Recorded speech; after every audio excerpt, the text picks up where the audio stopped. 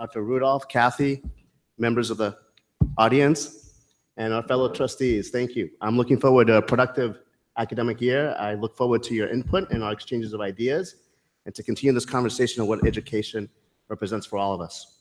Having said that, we will rise for the Pledge of Allegiance.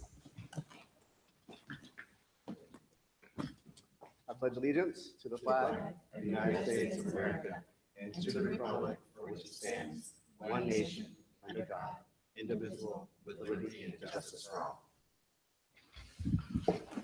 Roll call, please. Greg Coladonato. Laura Blakely, Tamara Wilson, Ellen Miller. Jose Gutierrez Jr., let the record reflect that all members of the board are present. Moving on to approval of the agenda. So moved. Seconded.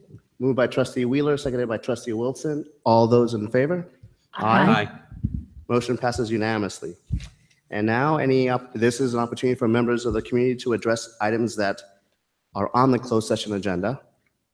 Being that we have no comments, we will now move on to closed session at 6:02 p.m.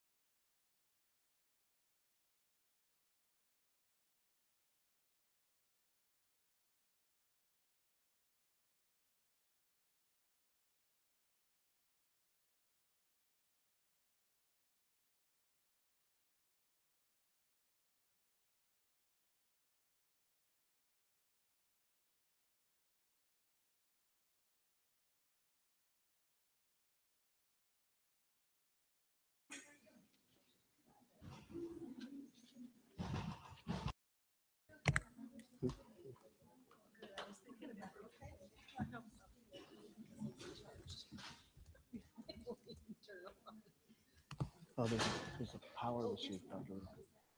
There's a power issue with Tamara's laptop. Probably. Guessing it's not charged. I don't, it doesn't. But there is an outlet right here if you I have a can cord. survive without this thing. He's got a cord. I couldn't read the one last time. I had to go online.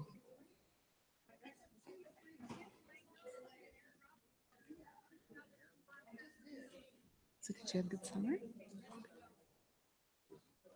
We didn't do anything interesting. Work We wasn't have an interesting? outlet right down here. I didn't like have any epic I didn't think I did an extension. I'm Double down. I was in the middle of something on mine, so I'm gonna stick with it for now. Why do you want to give it to somebody else? Did yours not work right? Or? It's not charged. I just don't think Oh, it's okay. charged. That's all. It's not that there's anything. This wrong one has a charger? Well, Oh. let me charge that one for you. Okay. There's Yeah, there's an outlet like, right here. here. Yeah, but it's not. Oh, it's not wired. Lots of trouble. As Is that is long your since you want. charged? I know, gosh. I just bring my own. Can you What, what would you like?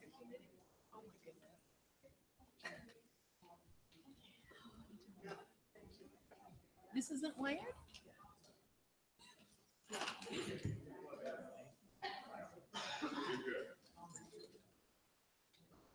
And then Greg wants to use the other one.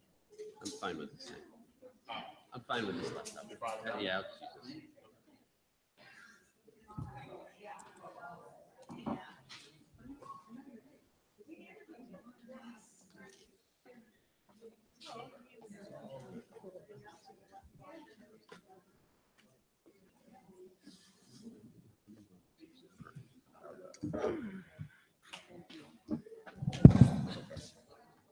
We're good. We're good. In case anybody else needs to charge. All right. No, you're good. You're good. And you know what? It's one of those things where it's like, it's been a couple months. I know. Yeah. She gets a trouble. Sent to the principal's So office. we got this. You got the assistant principal right here. Oh, no.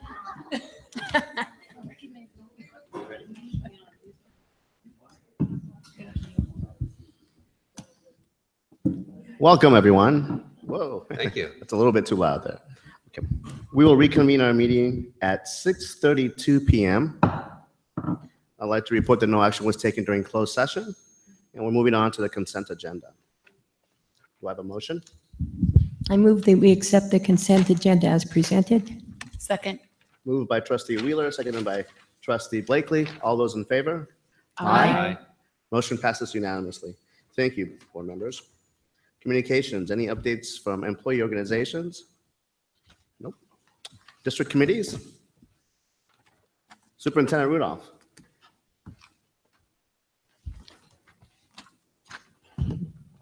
Welcome back. That's all I have for today. Okay, thank you, Superintendent.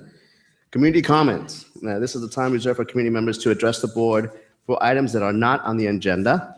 And we have Sue Graham, who will be presenting to us, representing the League of Women Voters. Ms. Graham, you have the floor. Thank you very much. Yes, I'm Sue Graham from the League of Women Voters, Los Altos Mountain View. And I came tonight to introduce Devin Conley, and she's going to be our observer. And some of you might remember Bill Lampert. I had that job a long time ago. And she'll be here to listen to the issues, and she'll report back in general what's going on so that we can keep apprised of your activities.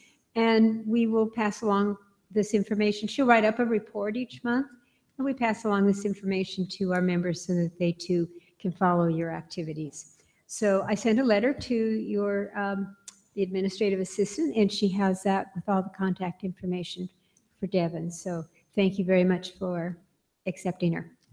Thank you. Thank you. Welcome. Thank you.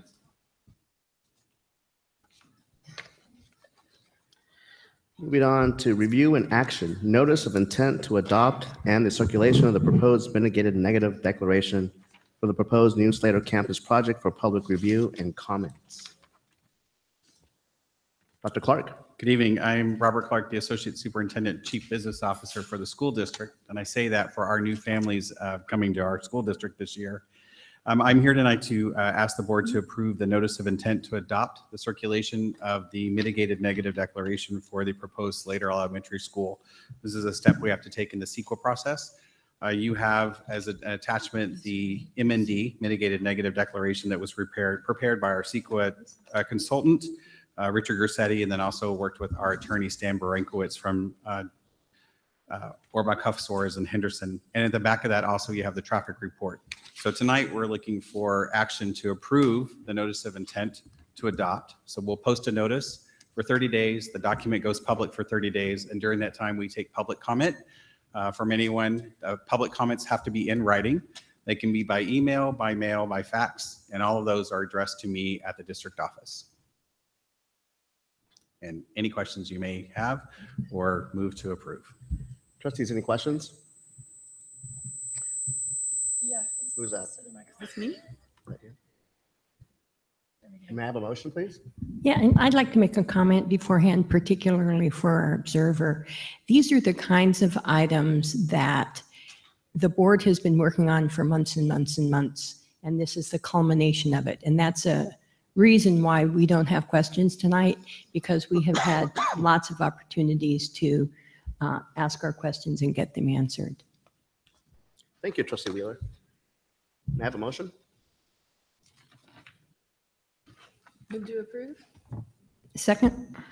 Moved by Trustee Wilson, seconded by Trustee Wheeler, that the Board of Trustees approve the notice of intent to adopt and the circulation of the proposed mitigated negative declaration for the proposed new Slater Elementary School for public review and public comment from August 18th, 2017 until September 18th, 2017. All those in favor? Motion passes unanimously. Thank you, trustees. Thank you. Moving on to revised regular board meeting calendar for 2017, 2018. Dr. Rudolph. Yes, we are bringing this back to you to adjust the board meeting calendar to reflect the following things. Our last day for students is June 1st, Unanimously. which is typically the last two board meetings we do recognition of teachers. And in order to make sure that we can recognize all of our teachers that are retiring so that they're not gone on vacation, we're asking to adjust the schedule so that instead of it being June 7th and June 21st, the last two board meetings are May 31st and June 14th. Trustees, any questions? I have a question. So since the last day for students is going to be June 1st, does that mean that that's the day of middle school graduations? We haven't set middle school graduations Okay.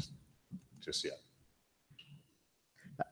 Following up on that, I doubt that we would have that date be No, we will. for middle school graduation. We'll make sure that we avoid that day. Okay, It won't be a surprise. just to Yeah. clarify, Yes. we don't want anyone to get nervous. Any other And- trustees? And I Oh, will say, Dr. Rudolph? sorry, I will say that part of the challenge that we always do is we try to make sure that it doesn't compete also with the high school graduation. So there's sort of a dance that's worked there. It's appreciated by the families. that Yes, it is. Can't be in two places at once. Any other questions? Motion, please. I move that we approve the revised calendar. Second? Moved by Trustee Blakely, seconded by Trustee Wilson, that the board approve the revised regular board meeting calendar for 2017, 2018. All those in favor? Aye. Motion passes unanimously. Contract for Chief Human Relations Officer, Dr. Rudolph. Correct. As you know, our current Assistant Superintendent over Human Resources is retiring later this year. And so we established a transition plan earlier, and now I am bringing Carmen Geisel's contract to you for approval. Any questions?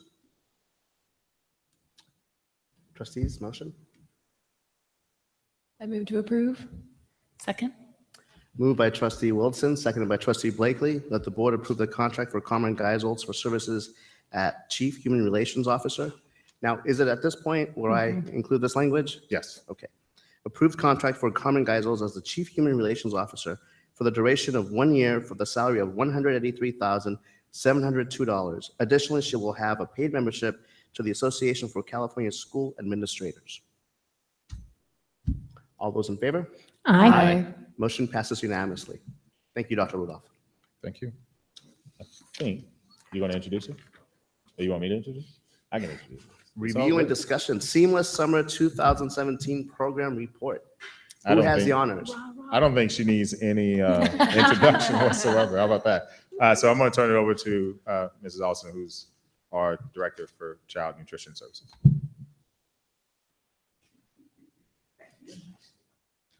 Good evening, board. Hello. I'm just a little short. I know what you mean. I'm here to talk to you about our Seamless Summer program and about how busy we were this summer. Seamless Summer 2017, our highlights. The district provided a breakfast and lunch to the students who attended the district summer school program. It was open to all children in the community.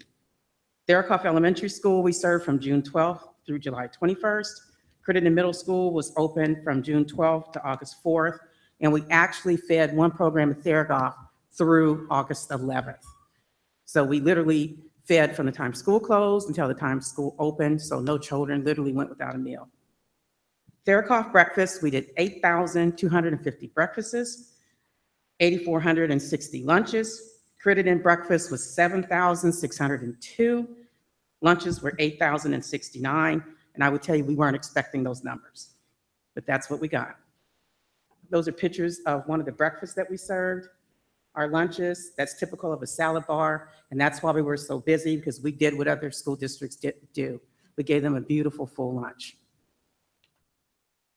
2 programs, we fed Park and Rec, breakfast and lunch, total of 13,623 meals.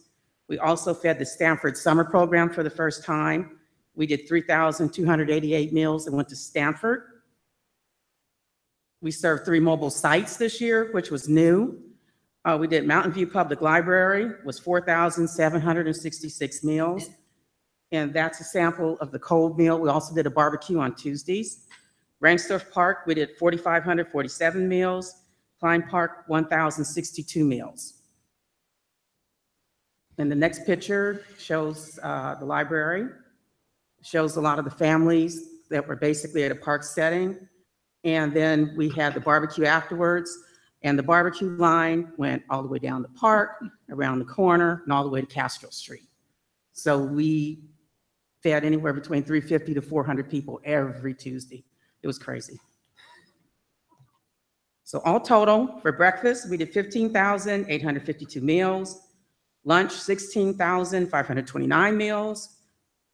For other programs, we did 16,911 meals.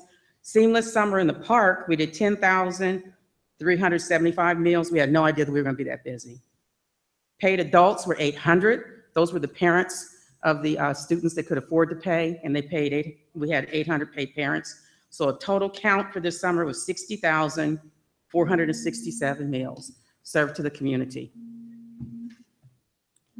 Moving forward, I'm going to continue to be on the council with Second Harvest, and we're going to partner with them this year. We're going to try to improve their outreach for breakfast, Second Chance Breakfast, also the after-school program. We're going to do some nutritional training and do some outreach with them. So we're going to continue the partnership with Second Harvest into next summer. The initial conversations with the Santa Clara County Office of Education for improvements and more outreach. We also met with the assistant superintendent, and we spoke to her about expanding the mobile program next year. And we're exploring the concept of local partners to provide food on wheels to reach all areas of the Mountain View community. Next year, I would like to visit some of the housing areas where we found the children couldn't leave the homes because the parents are at work. And those were the main children that I wanted to reach. They literally couldn't come out to the parks. So we're going to try something even more different next year. And we'll see how many kids we can feed. Thank you. Any questions? Thank you. Trustees, any questions? This isn't a question, but I loved hearing about this program on NPR, reading about it in the paper. I mean, kudos. Thank you. Thank you very much. And I'd like to add to that. I'm proud to be a member of a community that has a program like this instead of thinking about what's the least we can do. Thanks to your leadership and Dr. Rudolph, it was what's the best we can do. Thank you. That's right. It's all about feeding the community and not letting anybody go hungry. That's what's important to us. So I have a quick question. Following up on this in terms of the future, once we're done with constructions on sites at every single school, I'm thinking, have you all thought about possibly just having that be the central focal point for serving food outside of what you have as options already? Would you be thinking about going back to the schools and using the facilities there to serve? We served at 2 of the facilities this summer, and we can only be certified by the state by areas that are area eligible. And looking at the free and reduced counts this year, it's going down. Right. And so I'm not for sure where we're going to be area eligible within the next year or 2. Okay. All right. Food for thought. Thank you so much. Okay, you're welcome. Thank you. Thank you. Moving on to capital projects. Construction update, summer 2017. Dr. Clark. Before we do the capital updates, I just want to make a comment about our director. She's too humble, but this whole summer program of mobile feeding and reaching out to Second Harvest Food Bank was really Debbie Austin and her staff who was making that charge. And there were a lot of people in the community who ate this summer due directly to the fact that Debbie was working for the district and working for the community. So I just want to recognize her and her staff. Thank you. All right, now it's all about me and construction. Not to panic, there's 42 slides, but I'm not going to read them. We're just going to go through them. But we have finished this summer. Well, let's put it this way. We have finished this summer, but we haven't finished construction yet. It will be ongoing for quite a bit of time. So just to get started, I'm going to give you an update on all the capital projects that we had over the summer. So we'll start with Castro Mistral. You can see the page, the architect, the contractor, the cost, and the scope of work. So that page is there for each school, each project, so you can go back and look at that for your reference. But for Castro Mistral Phase 2 work, which is the new construction of the new Castro Elementary School, what we spent this summer, this isn't the total budget, this is just this summer's work. So for us in Castro Phase 2, I tried to do an in progress early on over the summer, and then you get like kind of what we did where we were at the end of the summer. So you see in Castro Phase 2, the construction, the walls going up in the kindergarten building and the admin building. The holes you see there are the footings for the building itself. And then now coming into the end of the summer, you have walls and roofs coming in on the admin building. And then the steel is actually up in the first classroom wing, and the third classroom wing was going up. And if you've been by and peeked over the fence, you can actually see the steel and the glulam beams, which will make the roof of the multipurpose room in place already. So it's moving pretty quickly. Castro Mistral Phase 3, which was the modernization this summer of the 16 classrooms. And you can see where we started. The bathroom was pretty much gutted. All the partitions came out. And then, of course, the classrooms had, I won't say a full renovation, but pretty much on the finishes, and then also the fire, the data were also updated. So that's a finished room for Castro Mistral Phase 3. And that picture is the staff toilet, because that's the one that I actually had on my phone the day I did this. So that actually looks pretty, turned out really well, the blue and the gray tiles and the new tiles on the floor. And that's essentially the bathrooms that will go into the new Castro. Crittenden, the scope of work this summer, they began the track and field and trail right after school got out. You can see the trail, not a great photo, but you can see the trail, where the trail is, and drilling for the piers. They're about halfway through the piers. There's, I think, approximately 200 piers that have to be dug to create the retaining wall from Rock Street all the way back to the end of the trail where the retaining wall ends. And then, of course, there we are kind of where Crittenden is. They're doing rough grading now on the track and field, and will so for the next month or so. And then a nice thing is that they were able to do the blacktop for Crittenden campus, and it opened up actually the end of last week. And so the 6 basketball courts are fully operational for all the students. Bub, Rodan Builders is working at Huff, Bub, and Landals, all 3. The scope of work at all 3 schools was exactly the same.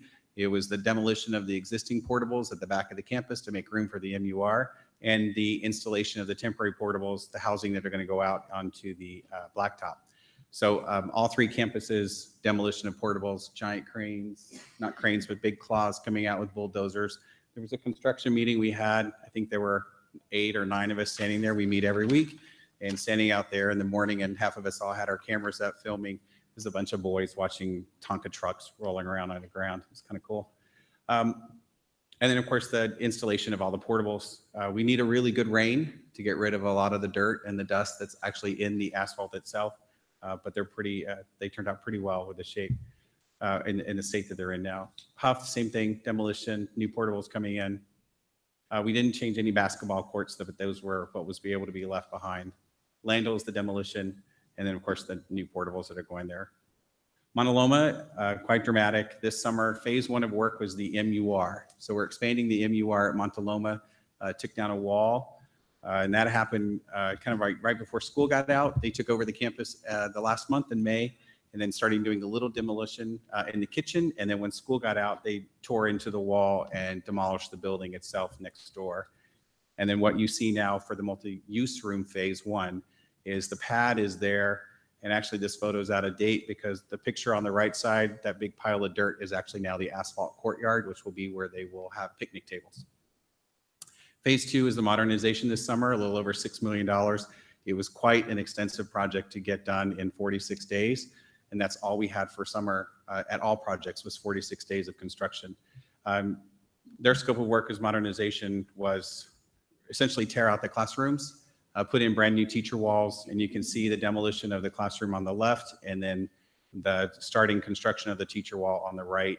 And then the finished rooms for them, you can see the one on the right. There's the new teacher wall with the 80-inch monitor, with the whiteboards on left and right side, the full wall, new carpet, paint, the finishes, casework, data, power, data and fire alarm. And then a big thing for Monte Loma was the bus lane. The buses that we had couldn't fit into the bus lane itself, and so the buses were pulling up into the main drive right at the MUR, and now you have a dedicated bus lane for Monte Loma. Stevenson, pretty dramatic. Relocate the Stevenson campus to its new temporary campus for the next year while we start to demolish the existing Stevenson and rebuild. Pretty cool. Framing, a lot of cranes with concrete pours and pump trucks, and I have a lot of videos of all this. On the right is the actual Stevenson. That's the admin building itself being lifted up on a crane and then craned over to a truck and then over to the new spot and craned in. So this is Stevenson campus. We went ahead and put in their TVs in the Stevenson campus. We didn't do that at Castro Mistral, but at Stevenson we did because we're just going to move them over into the new building. So you see that's what the classrooms are, except the ceiling tiles in this picture. In reality, they're actually in place now.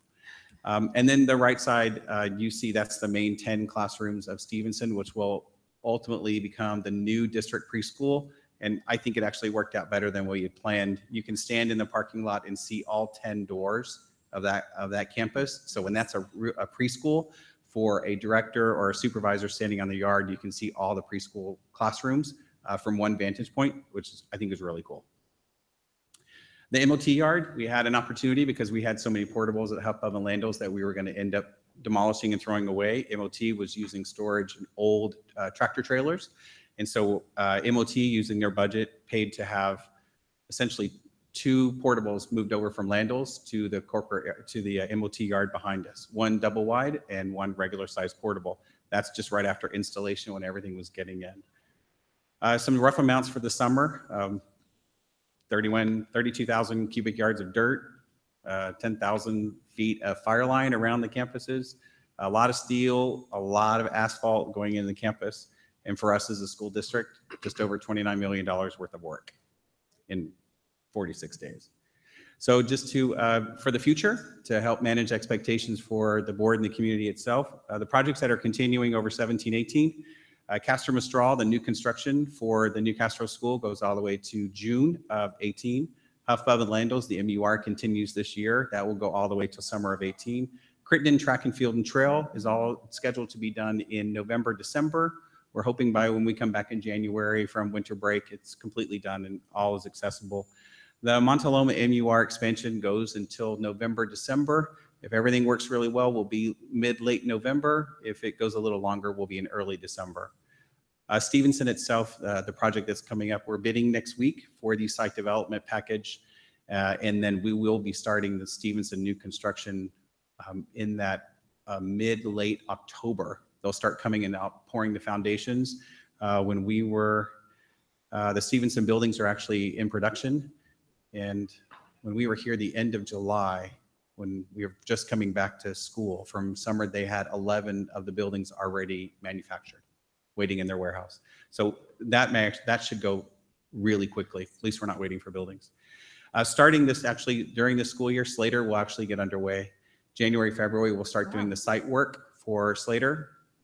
And most of that's the rough grading on the existing field, so we don't have to move anything. And as we get to summertime, we'll actually start to do the rough grading and the site, digging the footings for the actual new school itself. And then the Therakoff MUR expansion starts April 1. It'll be a 6-month project. The site is aware of that. So that MUR at Therakoff will be closed from April 1 to approximately October. And then just to give you a preview of summer 18, summer of 17 was pretty busy. Summer of 18 will be busier still. Huffbub and Landals, their MUR will be finishing up. We will modernize all the classrooms, all the permanent rooms at Huffbub and Landals. And then also when the MUR for sure will be done and accessible, which should be early summer, we'll actually start work on the conversion of the existing MUR to the library and the SDC classrooms. Castro Mistral, the new school will get finished, and then we'll do the construction of the new K-wing for Mistral, as well as the admin building, and then we'll look at updating and refreshing the preschool buildings that are currently on that campus as well. Graham's Courtyard, which was planned for summer of 17, and we didn't receive any bids. We're hoping next summer will be a little different, and we'll finish the Graham Courtyard. Mauna Loma roof replacement. We weren't able to guarantee that the roof would actually be completed this summer, and it's quite unsafe to be doing metal roof on an entire campus when you have kids. You wouldn't do that. So because we couldn't guarantee completion, we pushed that to summer of 18. And then also summer of 18 is the admin and the staff room. Slater will be well underway in the construction of the new school at Slater. Stevenson will be finishing up their new school and then relocating the staff. Therakoff has their full campus-wide modernization of their classrooms, including the admin building. And then the district office will start construction. As soon as Stevenson moves into its new house, the district office will move into the temp campus at the back of the current district office, and we'll start construction of the district office. So, and that's it. And those are my dogs, because I knew at the end of this, you need something to look at other than me. So, all right. Any questions? Thank you, Dr. Clark. Trustees, any questions? Are these dogs going to replace this slide at the end of the budget, presentations of that guy scratching his head?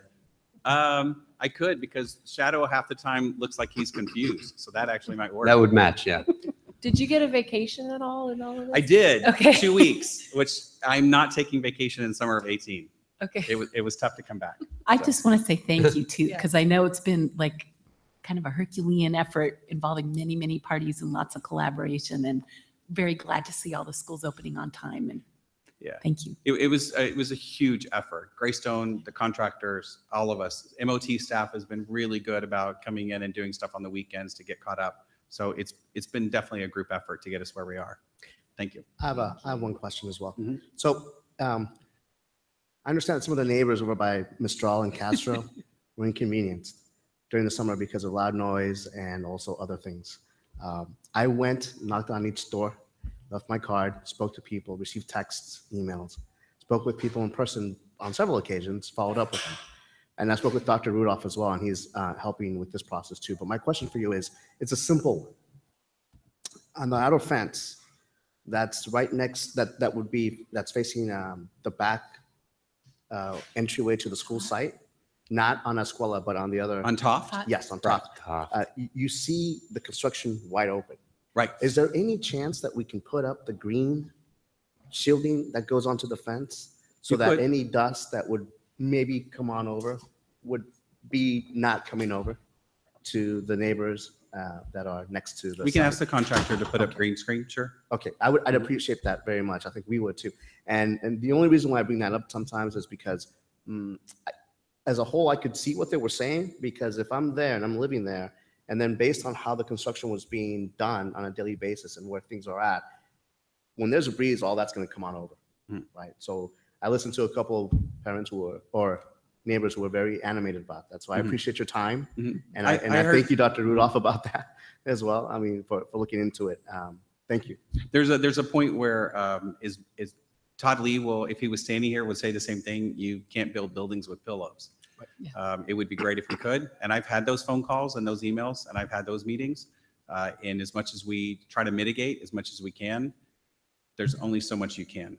If you drive through the city, I watched the construction, which is right down the street on Miramonte, and there's dust in the air, and that's the city project. I'm sure they're doing everything they can as well. But we try to do the best we can, mitigate. We'll ask the contractor to put the green screens, and we'll see if we can get a little better. Thank you so much. Sure. Appreciate it. Speaking of Toft, if either of those two houses at the corner came up for sale again, would we find out about it or not? Not at this point. I do, if memory serves, 2 years ago when this issue came up, it was the idea that we couldn't build on them because of the water, the creek. The Hetch Hetchy thing? The creek runs right underneath. I still think it'd be a nice addition to the campus instead of two random residences on the corner. Like if Stevenson had two houses in the corner, it'd be weird, you know, it'd be nice if the field went that far. Any So other, we can talk about that some other time, maybe. any other questions, trustees, or comments? Thank you, Dr. Clark. Thank you, Dr. Rudolph. Thank you. So before Debbie leaves, I just want to say, I think there were a couple amazing things that we did in the district. The first is construction. So in 46 days time, we spent $26 million, and we really moved really fast to get a lot of things done. And so Dr. Clark's not going to say it, but his team did an amazing job of making sure that it all took place. The second thing we did that was pretty amazing is that we fed more kids than what we ever fed before. The third thing, which I'm taking over for this presentation for Ms. Bauer, is that we increased the number of kids that we provided summer school to at a very large number. And of course, it comes with a couple of hiccups, but that wouldn't be possible without her. And then also our human resources team, you know, as Karen's final hurrah, she hired a series of teachers and met the expectation of being fully staffed on day one, which is also a pretty amazing feat. And the last thing I would just simply say as part of our amazing summer is that Heidi facilitated a sheltered immersion observation protocol training that was well received across all of the sites for all of our teaching staff so that we can help our EO learners. And so these are just some really amazing things, and it just, like, they're never going to brag about it, but I think this is a great opportunity for me to just highlight they did some amazing work this summer, considering all of the constraints and challenges that they had. And so I'm really proud of each and every one of them. So, thanks. So having said that, we will move on now to the summer 2017 program report. Correct. And I am taking this one over for Ms. Bauer. So there are a couple of different types of programs, and I'm going to talk about some of the challenges. The first thing that you need to know is that we actually moved our summer programs, and next year we're going to have to house them at middle schools because of construction. So a year ago, or previous to this, we would have summer sites at Therakov, we would have a site at Castro, right? And then we would also have a middle school program, but we had to readjust because of the amount of construction that's taking place. But so we had our district summer school program, we had A-Learn, we had Elevate, our extended school year, which represented 2 sites, and then we also had our All program. And then we also had the Teen Center, which had an optional program for our middle school kids. And so it was really interesting to see how this program worked. Approximately 40 students were a part of it. One of the challenges that we face with it, though, is that middle schoolers choose to do other things with their time. And so attendance was kind of spotty over there, but we saw a pretty good consistency with our kids. But I think you'll hear that theme sort of as you increase the numbers, you also decrease or increase the likelihood that somebody may or may not show up. So we saw our participation rate dip a little bit than last time. Our attrition rate sort of move up, but a large part of that is just by the numbers, it was increased drastically. So our summer programs at Therakov, we had Castro as well as Therakov, all located in one spot. We also had our Stretch to Kindergarten program that was there. And then our YMCA program was there. and those were pretty well received, and the attendance was really great. If you have a specific question about the Castro one, we at least have Terry here who can answer about that. We did the Parent Institute through Foothill again. And so we had 12 out of the 14 parents participated. It was for 4 weeks, really well attended. And then we also had our self-testing that we do. And so one thing just to know that we're actually going to be transitioning over from the self-test to, I'm forgetting what the name is now, LPAC. So we'll be talking about that, but the California is moving on that assessment. So then we had our offsites. We had Valdez, Peninsula Bridge, which have the usual numbers. And so what you can see this year is that 938 kids were actually impacted this year across all of our different programs, which is a drastic increase. And some of these were funded through grants and extensions. So we were extremely happy to offer these programs to this many kids. So, you can see how we expanded. But again, I think one of the challenges and one of the bigger challenges that we're going to come into moving forward is the fact that we're not going to have an elementary site that we can use next year. And that's a logistical issue because we have to get MOT to move little kids' furniture over to places where big kids habitate, right? And so and then you have to get it all back by the start of the school year. So that's going to present a challenge to us. Also, hiring teachers is becoming, as we expand, teachers sort of enjoy some time off. And so by increasing the numbers that we have, we like to hire our own teachers and have them a part of the program. But by increasing the number of offerings that we have, we're also sort of diluting the pool. We've had to start hiring outside. But that is a logistical issue that we're just seeing. And then the biggest thing is that at some point, we're starting to see that these programs are all competing for the same kids. And so that's really a big issue, right? You have multiple math programs that are sort of looking at the same kids. Then you have tutoring programs. And so we may need to look at that aspect of the program to sort of understand sort of what's our saturation point and where are we sort of beyond what our capacity is. And that is it for our summer program. Thank you, Dr. Rudolph. Trustees, any questions for Dr. Rudolph?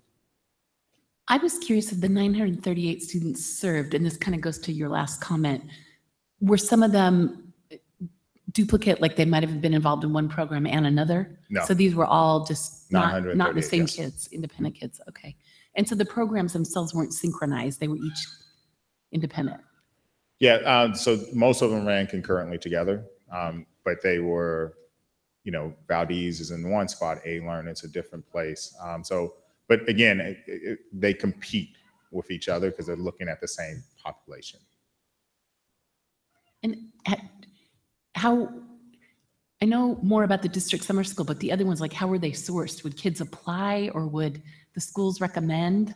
And how would they differentiate if two programs were competing? So this is actually where our school community engagement facilitators really step up to the plate. And then also we use staff for recommendations, but they do a lot of the searching. And then each program actually has their own particular criteria of what they're looking for. So we utilize that criteria to help. And part of this is the challenge team initiative to sort of decrease the summer learning loss and increase the amount of summer learning that takes place. So those are the primary vehicles that we have. Some groups like A-Learn, those kids continue on over the course of multiple years as part of their whole strategy. Thank you. I have a question, just outside of like teacher recommendations to students that they should maybe consider one of these programs. Are there other ways that we're communicating that these are available to teachers, and what are they? I just don't. Yeah, so we offer, so the SCEFs will offer the opportunities to any and all kids at every single site. And we have a SCEF, a school community engagement facilitator at every single site. Teachers recommend them. We put out information through newsletters. The schools are actively saying, hey, here are the programs that we have. And then some of the programs actually do some outreach themselves. With the summer school programs, they're a little bit more targeted in terms of who they're looking for. So for like stretch to kindergarten, what would be the communication avenue for that if they're not already in the district? That is typically as an advertisement one, Yeah, because, okay. yes. Okay, thank you. So my question would be, once you have a plan of attack for next summer and the possibilities of housing the summer program outside of a elementary school, I'm sure you'll give us an update on what the thought process will be and what the options might be for that. But what if it doesn't work out? So the only options we really have is to house it at a middle school. So I believe Crittenden is actually the site that's going to be selected. So that's just going to pose a larger problem. Again, this is just that funky year where we have no elementary site that's available. So a large part of it is really about the logistics. Right. And we know the play structures aren't the same in fact, there are, except for here, which used to be the preschool. There really aren't any little kids play structures there. So really, we're just going to have to see how it works next year because we just have a limited capacity. And then the year after that, things will return back to normal because we'll have elementary sites. We'll be able to go back to Castro. We'll be able to have Therakoff available to us so that we may see a downtick. It's kind of hard to tell, but I will say that we did run our some programs out of Crittenden this year and utilize all of the space, as well as Therakoff was used just for the two Therakoff and Castro's program, right? So we do have some experience with it. We just know that now moving Castro, Therakoff, and every place else, every single spot at Crittenden is going to be used, and that also poses the logistical issue of getting that school up and running, ready, cleaned, and everything else before we start the school year.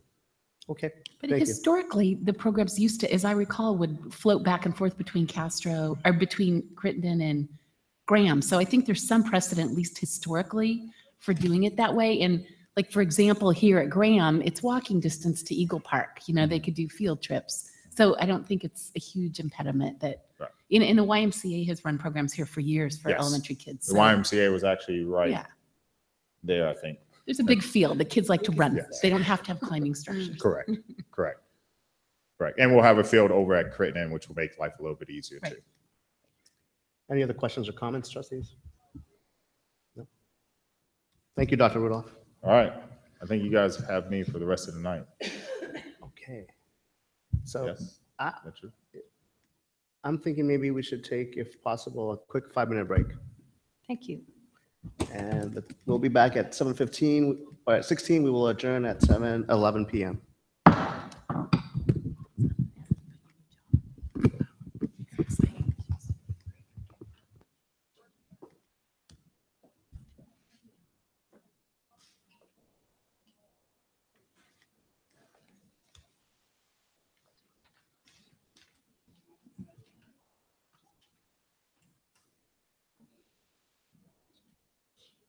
Are you doing no facial next?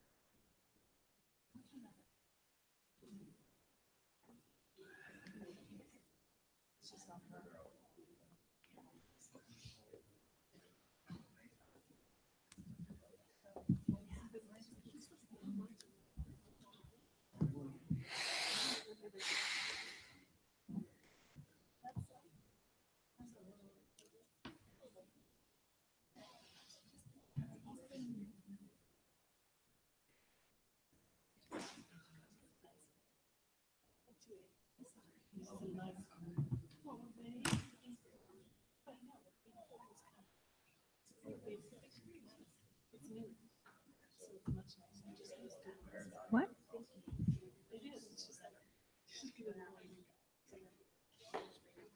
How are your kids doing back at school?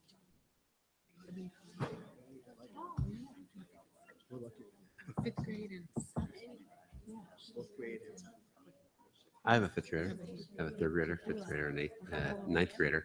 And my fifth grader was dying for summer dance. I came back to school. Dad, when's summer over? Let me go back to Stevenson.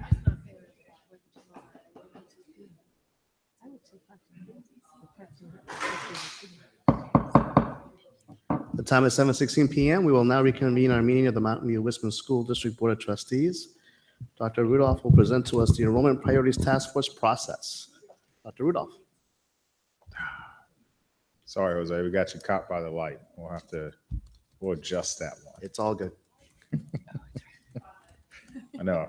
Now you have light in your head. All right, maybe what I we'll got do. grief over my picture, now this, you know? Well, maybe what we can do is flip it and be on that side. Because it seems the sun's coming this way. All right. All right. It's noted. And it's only on you. It's no one else. Just one. Thank you, Dr. Rudolph. Yes. Enrollment priorities. Oh, yeah. That's what we're supposed to be talking about. Okay. Okay. All right. So I'm here to talk about the Enrollment Priorities Task Force. And I want to go over the process that we're going to go through. And sort of want to make sure this is a 3-part conversation. So this is me talking about the task. Next board meeting, you will get data. And the board meeting after that, you're actually going to provide some direction for the task force. Oh, okay. So it's and I think this one's a little bit different because whereas with the SAATF and the BATF, we had sort of the board change, it was a continuation. This one is we're going to compact it into 1 year. So you will see it from start to finish throughout the whole thing. Okay, so first thing is I want to go over the process. So we have a couple goals. The first one is we want to develop an enrollment process that supports the board's priorities. We want it to be easy to understand. We want it to be simple to execute, and we want it to be transparent. And I think one thing, the way we do enrollment, and I want the background, that sort of technical aspect of the lottery system, that is already underway to be overhauled. So we will have a new transparent process that is a little bit more, and not that the first one wasn't transparent, but it's a little bit more user-friendly, or it gives you, I would say, real-time updates, right? So right now, it's sort of a passive system where you have to go back onto a website and log, whereas the idea is that it's a part of an app where a person can look through. But we will talk about it a little bit later. I think the hardest part for us, though, is that there are 26 priorities. And I will say that staff, as well as the community, as well as yourselves, are a little bit frustrated that there are 26 priorities. My favorite priority, I think it's number 25 or something like that, which is an exemption from like 2004 that says that if a kid, I love talking about this one because it says if there was a kid who was an intra-district transfer and has a sibling in our district and they are granted a priority, and there is actually one family that's still qualified under that, which means that they've had a kid in our system since 2004. One or many kids. So we want to make sure that this process is a lot easier and a lot simpler. And so at the next meeting, Mrs. Robinson will be talking to you about sort of the process and how it looks, and then we'll be talking about the data that comes with it, and we'll be very clear about how difficult this is, because it is really a difficult process to manage. And then ultimately, we want this process to support the boundaries. We want to make sure that the boundaries that we just put in place are actually supported, which means that the board's priority was neighborhood schools. And so we want to make sure that neighborhood schools is actually what takes place. Currently, our process allows for you to travel to any school, which is sort of an interesting kind of concept, right?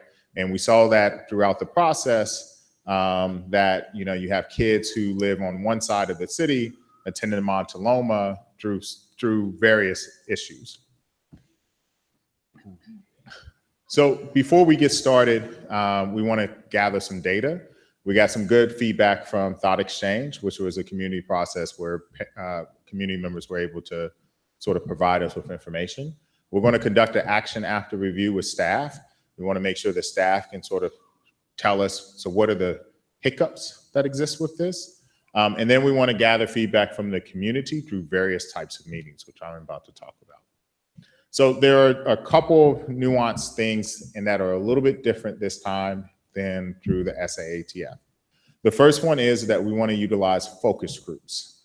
One of the things as we reflected on the SAATF is that if you were a member of the group, you had the opportunity to weigh in. But then that burden of weighing in, that person sort of shouldered the burden of the community, right? And so they felt as if they had to bring their community's voice to the board, or they had to bring their community's voice to the task force.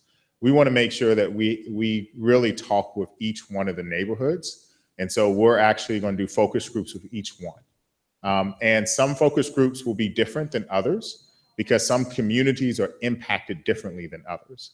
So for instance, I will use the Slater neighborhood. Even though there are 3 different communities up there, we're going to gather them together as one because they've been unified together as one and conduct a focus group with them.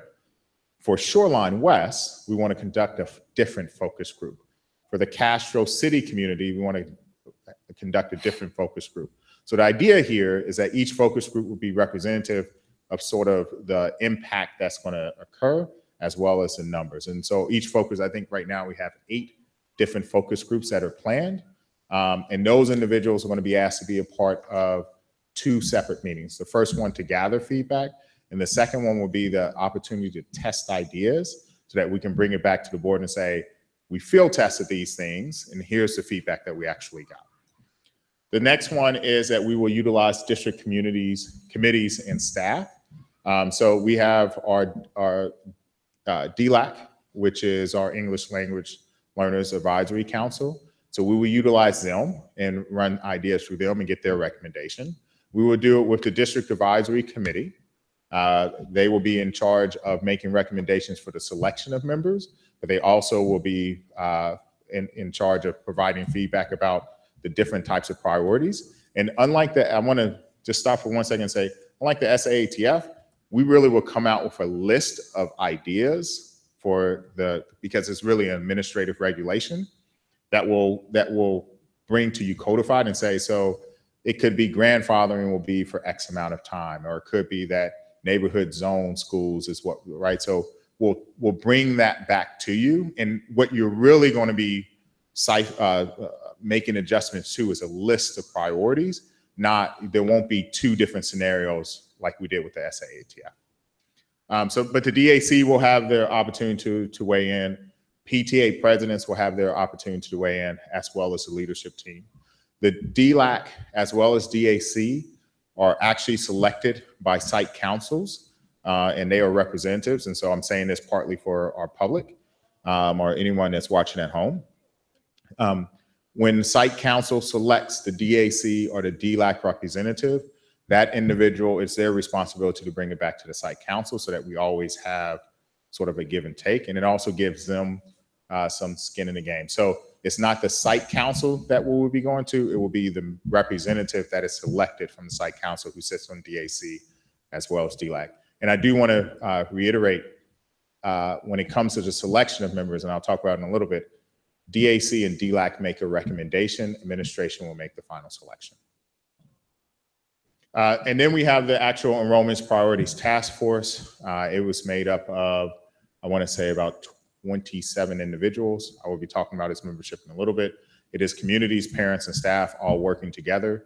Right now, we have applicants from every single community, but we're still doing more outreach. I believe, even though we have someone from Castro, we need a parent representative. And so I've sent out a communication to the principals earlier this week about making sure that we recruit. And then we also asked our secretaries if they know someone to represent to recruit. And I'll talk about that in a little bit also about how that's going to be made up. We will be using Thought Exchange again to engage individuals to get their feedback. We saw a lot of success, 800 people chimed in. So we felt like that was a great way to engage more people. And then of course we have our traditional formats, which are community meetings as well as board presentations for people to provide feedback. So idea is that we hit the community in various different ways so that we can get as much feedback about this as possible so that you can make an informed decision about what you feel is the best approach to handling enrollment. So let me talk about the Enrollments Priorities Task Force. The charge is to provide recommendations on how to streamline enrollment priorities, administrative regulation. Our goal is also to look at the best practices in enrollment that could help. So there have been several recommendations from members of the SAATF to look at different places like Cambridge and their particular model. Some mentioned San Francisco, there's Oakland. So we really want to look at what are different ways that school districts are handling enrollment and sort of what is their approach. But a large part of the way that they will look at this is dependent on what the board wishes. And again, that's going to come a little bit later. But if your desire is open enrollment, that's going to look different than if your desire is zones that you want people to come from. If your desire is, you see what I'm saying? Like how you want neighborhood schools to be enacted will influence what type of research they look for. And then they also will be asked to provide a recommendation on grandfathering. Ultimately, though, the decision on how long grandfathering takes place is a policy decision that lies with the board as well as the enrollment priorities. We would just simply make recommendations. And I want to be clear that the recommendation actually comes to me, and then I will siphon through all the information and provide you with a recommendation just like I did with the SATF. So the makeup, sorry, I gave it a couple extra members, is 23 members. There is one parent or community member from every single elementary zone. There is one parent or community member from each middle school. And so this makes an interesting makeup because previously with the SAATF, with the BATF, we took anyone who applied, right? And so some groups were overrepresented. This time we are looking to make sure that every single attendance zone is represented. And so the maximum that one community, and I'm going to say this purposefully, right, that one community can have is 2 members, right? Because you could, and I'll use the Slater neighborhood. Slater could have someone who lives within that zone and could qualify as a community member for a middle school. And then they can have someone who qualifies for the Slater neighborhood. Right, so that the maximum number that community, and I know it's a couple of communities built into it, right? But the Slater boundary, the maximum that any one school boundary could have are 2. The choice schools will actually be parents from the choice schools because those are citywide schools. And we do want some type of community member to be present and to sort of, or some choice schools to be represented. So we really want to make sure that we have a parent from those. They don't have any skin in the game, but they sort of have skin in the game on this one. So we have a couple there. And then we want a staff member from each site. We think it's important to make sure that we have representation, not just from parents, but also from staff, because I think one of the things we noticed with the SAATF is that there were times when comments were made and if a staff member at that school could have said, hey, at my school, this holds true, it may have changed some of the conversations a little bit. And we saw that Terry was actually one of the members that was on it. And so we know that the people that were working on her task force actually did. And we saw it also when board members were part of different task force, right? Your insight into the district sort of altered what people would think because you had more information than as a community member. And then the last part is we need members from the administrative services as well as the technology team. They are really the backbone to this. They make this thing happen, and that comes directly out of Karen's house, eventually Carmen's, our sort of dual role. So we want to make sure that they are also a part of it so that we don't create regulations that make it complicated for them to get the job done. And so that we really want to make sure they're insight. And then again, the application process for parents and community members is that the DAC as well as DLAC will review the applications and make recommendations as to who they believe would best represent a particular community. And those will be happening in the first meetings in September, which is why the task force doesn't start until October. So it's all been timed perfectly. The board will provide direction, and by the time before the task force actually gets started. So again, the goals are we're going to research enrollment priority options for the 1920 school year. The reason why it's been timed this way is district staff would like a year to communicate what the changes are, as well as what the new boundaries are. So our goal is to get it done before the end of the year. It doesn't mean that it will take the whole year, but we won't know until we actually get into the meat of it. We want to develop solutions that address community concerns. It's part of the reason why we're doing focus groups. It is also part of the reason why we would do thought exchange. And we already know about some feedback that came through our initial round with the boundaries. And then we really want to create a simplified process that people can really understand throughout. Okay, so this is just a slide that talks about the thought exchange process again.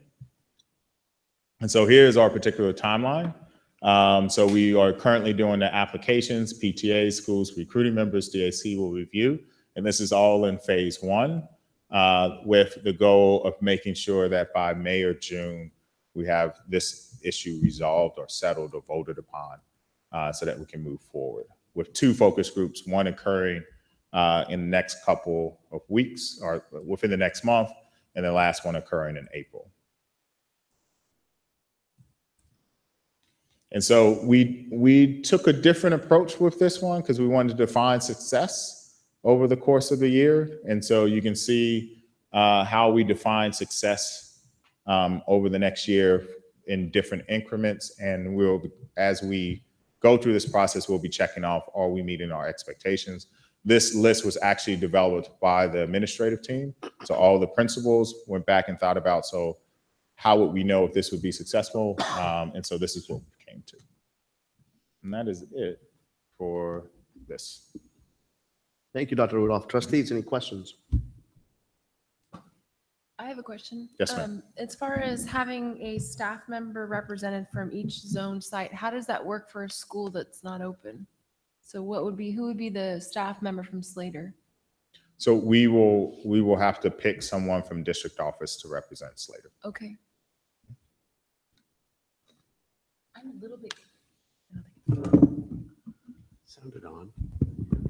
I'm a little bit confused about the focus groups, the interaction between the focus groups and the task force. Mhm. Can you explain that? Yes, the focus group is, so let's say that this is the focus group. So I'm going to ask you, what are your main concerns about our current boundaries? What are your thoughts about grandfathering? How long do you think it should take place? What are your ideas about, because there was a conversation about zones, that you could attend schools within a particular zone or a particular radius. What are your thoughts about open enrollment? What are your thoughts? One of the questions is that one of our first priority says the school that you're in is the school that you stay in, right? So what are your thoughts about if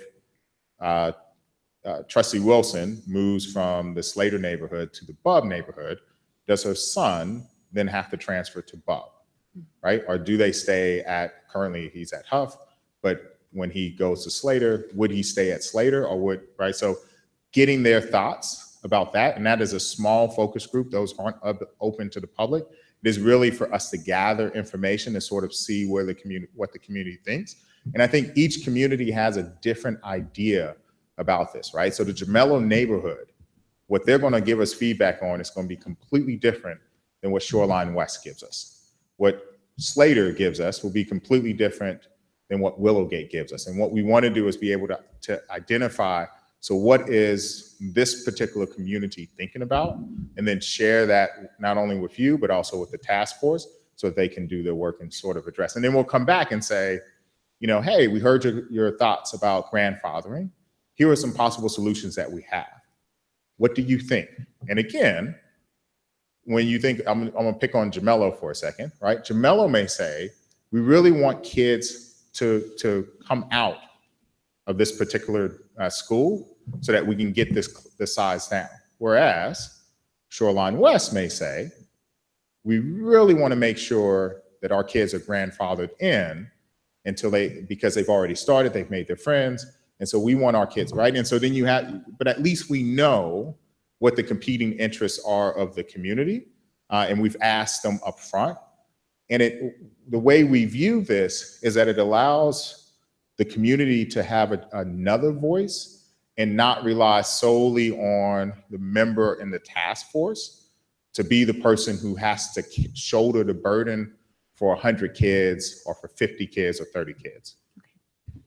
And you mentioned that there were something like 8 focus group neighborhoods.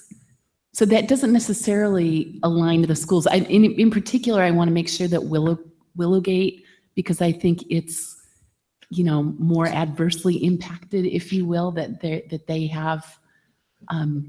So what we did is we looked at every single community. So there's actually more than 8. I want to say that there's something like 26 neighborhood associations, according to the city. And there's actually the Castro area. So right when you move past Escuela, the neighborhood that is beyond that doesn't have an association. It's actually on the city called a community action zone or something like that. And there's no official like there may be representation, but the city doesn't have who the person is. And so what we looked at is what is the impact on a particular community? And that determined how large their focus group would be. So for instance, St. Francis, Gemello, they're not really impacted the same way. It doesn't mean that their voice isn't as critical, but they're going to the same school, right? So there's not really a large focus group that we need to have because they're not as impacted, right? Part of Montaloma over by Rangsdorf will not be impacted. But we know Shoreline West, we know Willowgate, we know Slater. So their focus groups look completely different than, you know, different areas. And so what we did was by combining certain groups, we were able to say 8 focus groups as opposed to having 26.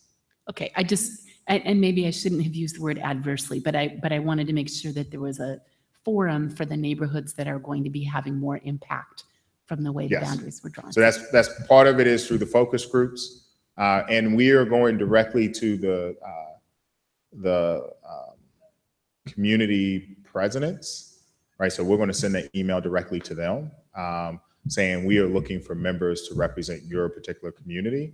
And then that's how we're hoping that those are still the active presidents. And then that's how we're actually going to get the members. So it's a different type of ask and a different type of process than using a school to ask for people to come in, because part of this focus group is also about capturing community members who may have kids that are coming or who may have kids who have already left. And so what we saw, and I'll use Shoreline West, what we saw was individuals would show up and they would say, I'm planning on having kids. And so I want to talk about this. And so we want to be able to capture that. Okay.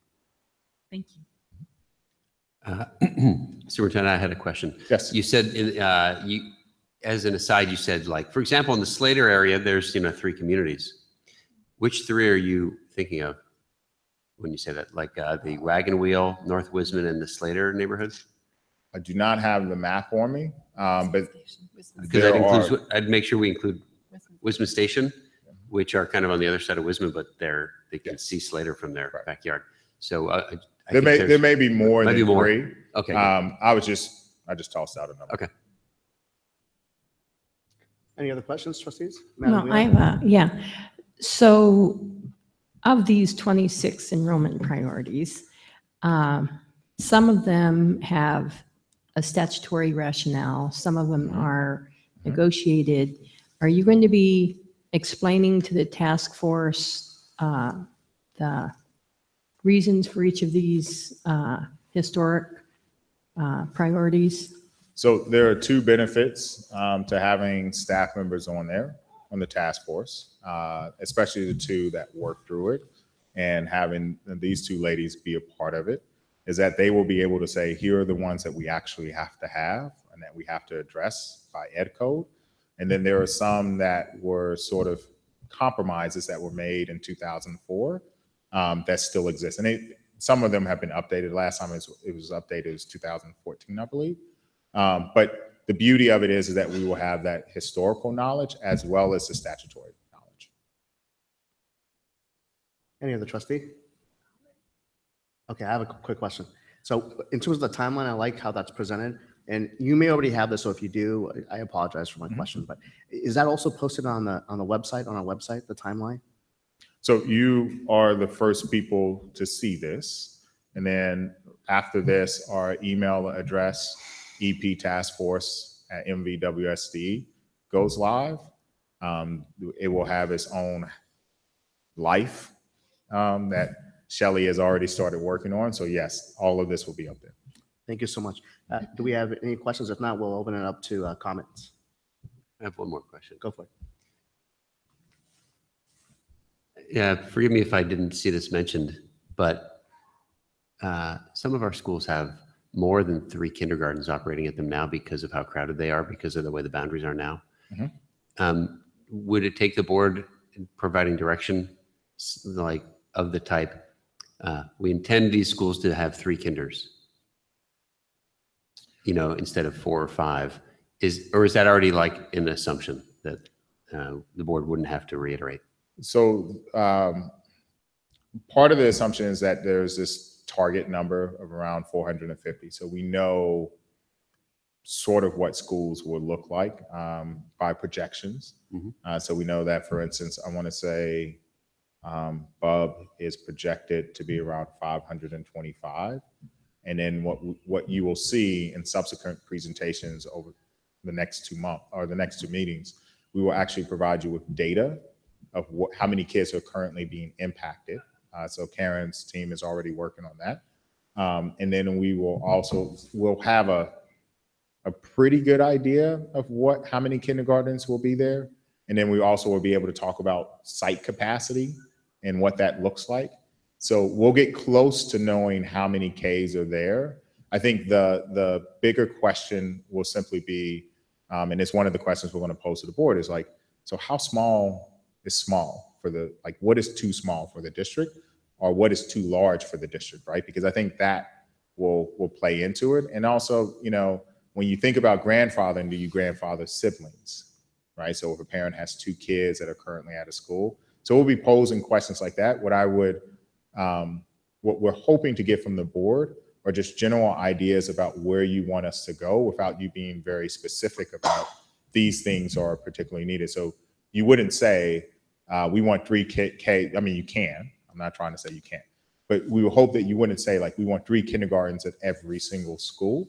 You simply say, like, we want the kindergarten class to sort of reflect or something like that, which gives us the availability to bring back a couple of different ideas to you that you can choose from. I think the lesson learned here is when the SAATF asked you very specific questions and you gave them very specific answers, we limited the options and the choices by which you had to choose. And what we want to do this time around is get that information up front from the board, this board, because the previous board gave a different, I wouldn't say gave a different direction, but their direction was a little bit different or may have been different. So we get your direction, and then we're going to try to keep it as vague as possible so that we can bring you back options that you can decide are the best. Does that make sense? Yes. Let's sort of answer that one. Get direction from the board at the beginning. Yes. When you say keep it as vague as possible, what could you be less vague by what you mean by that? What do you mean? So what I would hope Keep the board- options open for the committee? What I would hope you wouldn't say is like, so when we ask, what are your feelings about grandfathering? That you just don't draw a stake in the line and say, we want grandfathering for 5 years, right? Because then that prevents looking at 4 years or 3 years or 6 Correct. years or everything else. Correct, because they will, what we saw with the SATF is it became very literal, that you say you want this to move as one group. So every option was taken off the table at that point. But if you say, hey, we're interested in grandfathering, and we know that this is going to be an issue, and you don't have an idea of how you want grandfathering to look just yet, and you may, if you do, then great. But because you don't have an idea of how grandfathering looks, you allow the committee to sort of play with numbers to say, well, if we grandfathered for 3 years, what would be its impact? We grandfather for 5 years, what is its impact? We grandfather for 1 year, what is its impact? And then they can bring that back and say, so here's what we think are the options. And then you can sort of pick is which ones you believe would work best. Okay. Is that better? Is that a Yeah, little I more understand. specific? I know what you mean now. Okay. I now have 2 questions. Yes. For grandfathering, you had mentioned that only pertains to siblings. So what about kids that have now been rezoned, but they're already at the school? Does No. that term not apply to them as well? Or No, do I just not understand what it means? Sibling preference is the thing, is the first Great. thing. Oh, okay. What I was referring to is if you say you want a grandfather for 5 years and then a sibling is grandfathered, does that sibling get an additional 5 years, which means you've essentially given I'm assuming that you have somebody that's in 5th grade and you have somebody that's coming into K, well, then you give that family essentially a 10-year grace period in that particular community. And if they keep having kids, which we've seen with one family from 2004, you continue to get the exception, right? And so part of this is we have to come up with a hard stop of how grandfathering is going to look. And it could be that the board decides this is how we want to treat siblings, but we want to allow the committee the opportunity to debate how siblings are treated and what that looks like and when does it. So again, the idea, it's not to say siblings are the only ones who are going to be grandfathered. It's just simply to say the more direction you get or the more specific your direction is, the less likely the committee is to bring, or the task force is to bring you options that you can debate fully in open session. That makes sense to me. I guess this other segue question Mm-hmm. is, since we're not supposed to be able to give very specific direction, can we give high level direction? Like, we are not interested in a lottery system like San Francisco, since we've just been through this arduous process of redrawing boundaries to create Correct. zones to send kids to. Can we say things like that? Yes, and provide that that's, kind you of can give, direction. you're more than welcome to give specific Okay. direction. If you want to say, like, there's no point of us investigating, complete open enrollment if that's not the desire of the board, Okay. right? So that's more than fair. I think Okay. but if you know something, and I know you haven't talked about this, right? But if you have a specific thing that while Karen is talking to you about a couple, we're presenting the data, and you say, wait a minute, that's not really going to work for us. It's okay for you to highlight that and say, this specifically is not going to work for us. And if 3 of you agree, then that becomes the law of the land, and we can take that off the table. The thing I would just say is that, just remember, the more constraints you put into this, the harder it is for them to bring you options. But you should, and I would welcome, before the Enrollment Priorities Task Force actually start, for you to draw some lines in the sand and simply say, like, this is not going to be an option for us. Okay, my last question then, Sure. given what you just said, is what would be the worst case technological limitations to anything we might pursue? Let's say address verification on an annual basis. Is that cost prohibitive? Is that technologically prohibitive? So I'm just kind of curious, because if we're trying to frame our thoughts at the real high level, is there anything that you can imagine or foresee that we should just really not be considering because of those types of issues that might arise? So things like address verification requires staff. And so, and a lot of time, and I don't think that we currently have the capabilities to pull this off for 5,000 kids. But if the board says we want to do as part of our policy address verification every single year, then the district has to adjust to that new reality, and we will have to devise a system in order to check. So that is capable, but as you start, I'll simply say, like, we start off with spitballing, right?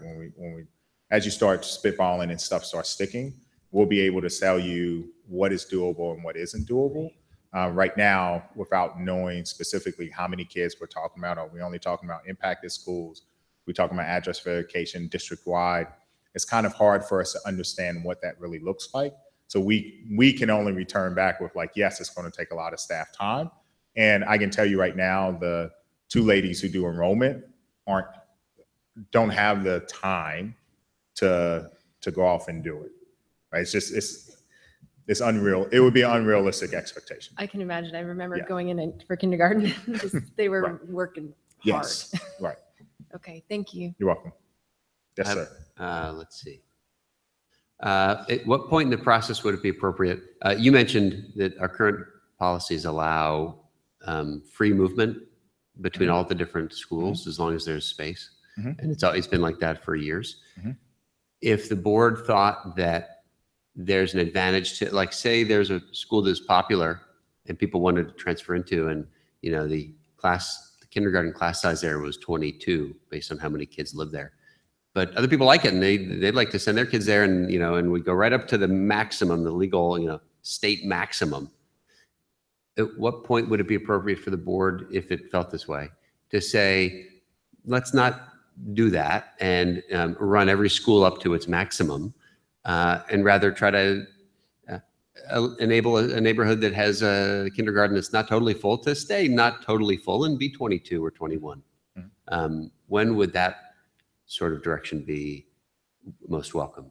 So over the next 2 meetings, when we start presenting data to you and talking about what the impact is, and start asking for your thoughts, this would be a great time for you to weigh in whether or not you want open enrollment or interdistrict transfers to exist within. There is ed code that requires to some degree it, right? But so how do you want that to look? You will provide us direction early on. So Okay. I would say that's actually the second meeting in September. Okay, thank you. But I mean, the first meeting after we start talking about numbers, you're more than welcome to talk about it then too. I'd be interested to know what the constraints are that, you know, what ed code requires. I think that's the key, right? If no one else has questions, I'll go with the comments. Okay, so I think that's the key, Dr. Rudolph, that having been through this process last year and a couple of years before that, you live and learn from that experience. You see the pros and cons to it, you synthesize it, and then you just come down to the exchange of ideas. And you want to get that feedback from everyone in general as much as you can within due process. Because in the end, if we still don't conceptualize what the end goal is after or before feedback, then it gets narrowly defined. And then that's where you don't want to go. Because then you're really limited as to what you can or cannot do as a board. And in the end, though you have the right as a board to amend, you don't do it. So having said that, I like this approach because then we have the chance to do what we're doing a little bit right now. Talk about certain issues, exchange some ideas, get feedback from what neighborhood associations or focus groups think about in general, along with feedback from the staff and everyone else who's involved. And then we go by step-by-step process. And throughout that discourse of exchanging of ideas, then we can narrow it down, right? And then we can talk more about options. The what if A, then B, and how will that affect Z? So I like the approach. I don't know about the timeline necessarily just yet. I'm hoping it works out, but I'm hoping it doesn't take until June for us to make a decision. That's my 2 cents worth on that. Yeah. Anyone else? And maybe this was more of a question, but is it possible to have, or might it be possible to have a couple of tiers of grandfathering? So some kind of grandfathering for the kids that are currently attending a school whose neighborhood is being assigned to a different school, such as Shoreline West, that say something like all kids that are in fourth grade in 2019 or whatever, pick a grade, that those kids would be grandfathered for the remainder of their time at that school, but that it wouldn't apply to siblings. And then have a separate tier of a more generic grandfathering where, if we had something like this where if a kid started at a school and then the family later moved but was still in the district, that they could stay at their school even if they moved to a different zone, so it'd be separate. Right. So I would treat those as two different items. I think one is the actual grandfathering clause for students that are currently enrolled, and what is the hard cutoff date that you want to use. Right. And then the second one is the grandfathering which is essentially what we currently have, priority number one, which simply says the school that you attend is a school that you stay at, right? And so you could, and I would recommend that if you could create a part of the regulation to say that if you move during this school year, that kid will remain at that particular school and then will attend their home school. I think that's something that's doable. Or you could say that as soon as they move and we get notification of it, they're forced to move. Or you could look at it and say, we will allow a 1-year transition period. I would treat that one a little bit differently. It is doable. The thing I would just recommend is that as you start seeing the numbers, that you're going to have to take that into account, that the capacity of each particular site is impacted by how long you allow students to remain at a school. And so especially with construction taking place right now, we know that it's limited, and our current plan means, since we were talking about Bub earlier, Bub currently has how many portables sitting on this play yard? 9. So they have 9 portables sitting in the play area.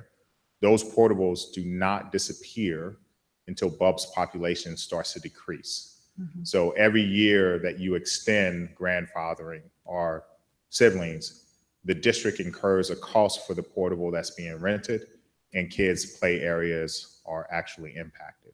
So what staff would ask is that for that one, you set a hard date. And then for the second one, the second part of your question, I think there's a lot of flexibility that you can put into place. And I would, Karen's been doing this for several years. Before she leaves, I would encourage you to ask, so what do you typically hear from parents when they're in schools, and sort of what is the process that you would recommend for that? Well, and part of my concern is, especially in this environment where rents are just getting jacked up through the roof, I'm aware of several families who, they find a new place and they rent it and they're so happy because it's at the same school. And then, the owner decides to sell the house and they just keep bumping around and they stay in Mountain View. But, it would be really hard if, in something like 60% of the community is renters. I'm not sure if that statistic is true of our school, the families that attend our schools. But, if you move around, but you stay in the same community, if you had to shift schools every time, that takes a toll on the families. And so I don't know if you'll be getting demographic data that talk about the number of turnovers or, in the number of families that would fall into that category. But I would be hopeful that whatever kind of grandfathering we do will take into account some of those kinds of situations so that families don't just have to keep pulling up their roots every year. And that's a good segue to just think about how this process is going to work itself out as we get involved in the process. I thank you for the explanation of the timeline and how this could work at the high level. And this is a good starting point for what type of discussion we expect on the board once we get feedback from the focus groups and once you want our feedback on those ideas. Is there any other member of the board that would like to make a comment before we wrap this one up? Okay, thank you. Moving on to North Bayshore Development and Impact on Mountain View Westwood School District, Dr. Rudolph. Did we offer it to members of the public? Oh, no, I'm not. Go ahead. don't remember. Thank you so much. For all you members of the public that are there, would you like to comment about this process that was just presented to the Board of Trustees? Being that there are no comments, we will move on now to the North Bayshore Development and Impact of Mountain View Wisdom School District. Thank you, Madam Weaver. All right, so I'm back again after a long pause to talk about North Bay Shore, its development and its impact on Mountain View Wisdom. And then I have some recommendations or next steps that I would like the board to undertake to address it. So part of this is about context building. What have we done in the background? And then part of this is about where do we want to head in the future. So our work to date is that we know that there are 3 neighborhoods that are coming with a total of about close to 10,000 housing units, which with 20% being affordable. And that's really a big part of this equation, is that with the 20% being affordable, it will have a drastic impact because the affordable housing generation numbers are a lot higher than a single family attached or a single family dwelling. And so our projected impact is 2,300 new students in the North Bay Shore area. Now, the district is already, by the time this sort of matures, the district is already projected to have another 842 students. And that's just off of our current pace. And I want to remind the board that that is actually based off of February information. So any project that has been approved since February will be factored in our next round of data pulls from Decision Insights. So they do another year of demographic study. We have them for 2 more years. So it is possible that that 942 is now higher down the road. And so the working group so far has been myself as well as a demographer sort of working in the background.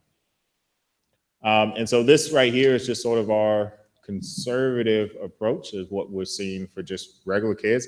And again, this slide only entails the projected kids. This is not North Bay Shore. It also only accounts for housing developments already approved. In February. It does not attempt to project how many more are going to be approved. Correct. Yeah. So, which is why you see it flattening out by 2025, because that is the projected maturity age of the projects that were approved in February. And if there are more projects that have went through city council, which I know of a couple that have, that will change what this graph actually looks like. It will Great call. increase the number on this graph. Yes, Yeah, sir. Not just change it. Yeah. Yes. Great catch. And so here are the 3 planned neighborhoods that could possibly net 2,300 kids. And so one of the things that I'm going to be looking for is that these are neighborhoods. And if our goal is to have neighborhood schools, then that could impact how we need to approach this particular problem.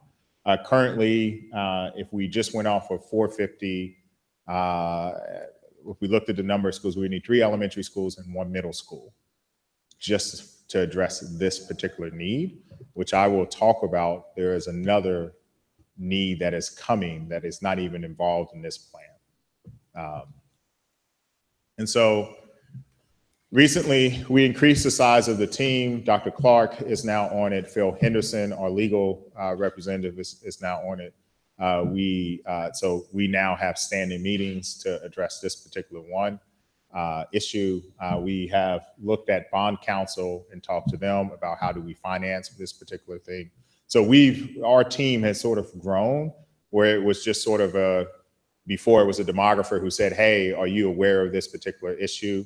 Now we need a team in order to address this, which really drives a larger thing, which is we need the board to provide us direction so that we know which way to head with this particular item. We have commented on the North Bay Shore's precise plan. We have looked into various funding options as of yet, and we continue to have conversations with the cities through letters, meetings, both with council members, city managers. We have met with both developers thus far, and then of course we have talked at city council. And this is only staff's work. This does not include the work that you have personally done on your own to reach out to members of city council who you may know and are friends with. So here are our concerns. This is only North Bay Shore. This does not include East Wistman. So the next one is the capacity of students and its impact on enrollment. If you totaled up the numbers, we're about 3,200 kids are expected within the next 5 years, right? About a little under 10, so maybe about 8, right? And its impact is only on the northern schools. And so this is kind of interesting. We drew boundaries, and none of this was taken into account because part of this is they haven't really approved all of this, so it's still in the early stages. But we still need to make sure that we are addressing this particular plan. Our funding, our current funding, and just to remind the board that in order to do all of the work and include Slater, we actually took out a certificate of participation, capitalizing on our lease revenue as well as developer fees to pay for it, to build Slater, because part of the concern was that the northern schools were actually paying, they actually pay more taxes than what the rest of the community does because of previous bonds from, I believe that's Wistman, the Wistman district. And so we took out a loan that hits the general budget. And yes, we have a way to pay for it, but Measure G is complete, the complete fund is about 238 million, and it's all spent, right? So the cost is really prohibitive. The other thing is the cost of land. Currently in the North Bayshore area, where it's running anywhere from $10 million to $15 million per acre. So if we think of our neighbors next door in Los Altos, and you see the issues that they're running into with San Antonio, you can see what the challenge is. It doesn't mean that we can't issue things like we can't exercise eminent domain or anything else, but the problem is that even if you were to exercise it, you would have to have money to pay for it at what you felt like the market value was, right? And so that's really a big issue. And then there is a gap in funding. Currently, it is expected that that it will cost us around $122 million in order to build the 4 schools. That's just the schools. That does not include the purchase of the land. And the state is not going to give us $122 million to pay for this. So there is a big gap. And again, that is an unfunded gap as it stands right now. And then one of the other challenges is that there are contamination risks that we have to take into account in the North Bayshore area. There is, although the communities and neighborhoods, which I'll show you in a second, are actually nestled right in between a couple of plumes. The point is that as we look at it, there are some environmental impacts that we would have to take into account. I know we looked at the possibility of Slater being across the street from where it currently is and talked with the city. And then one of the first things that Dr. Clark brought up was like, wasn't that an orchard? And if that's an orchard, the remediation for that particular site is going to be so cost prohibitive that it only makes sense for us to stay where we currently are. And it's those types of things that come into play. And I believe The Voice just ran an article that a housing development actually was halted because of contamination issues. And then the final thing is that there is a smaller footprint. So the days of 7-acre elementary sites are probably gone. If you think of we'll use a conservative number of $10 million per acre. So that's $70 million. And then the current price to build Slater is about 30. So that's $100 million for one particular site. That's untenable for our district. And so we would need to think about creating schools with smaller footprints, going to multiple floors. We may even need to look at an urban school similar to what you see in San Francisco with playgrounds on the roof. And I think there's all types of possibilities there, but just know that we need a very confined footprint for these particular schools. And so since I addressed this, just so you can see where the plumes are. So the big one obviously is the one that stretches through Moffett, but as you can see, there are some plumes the Teledyne plume is pretty close. These are moving in different patterns. We would have to address it. I'm not really concerned about it, but it's just the fact that that is going to be a part of the reality of, as we look at land in those particular areas, we need to make sure that we choose a spot that is safe for our kids. So the next steps, we are going to continue to reach out to city developers. We're going to continue to work to explore funding options. And then what I would recommend is the Board of Trustees actually develops their own North Bay Shore facilities plan. And I think this is a very unique opportunity to do a couple of things. And I'm not trying to suggest anything, but I just happened to go over to the Oshman Jewish Community Center. And it's actually a pretty interesting facility because A, it's all concrete. But the second thing is that they have preschools or schools on the first floor, and then they have housing above it that actually pays for it, right? And so as we think about how we create a school, is it possible that we could explore options to tackle two birds kill two birds with one stone, right? Which is the notion of, can we do teacher housing on top of a school site?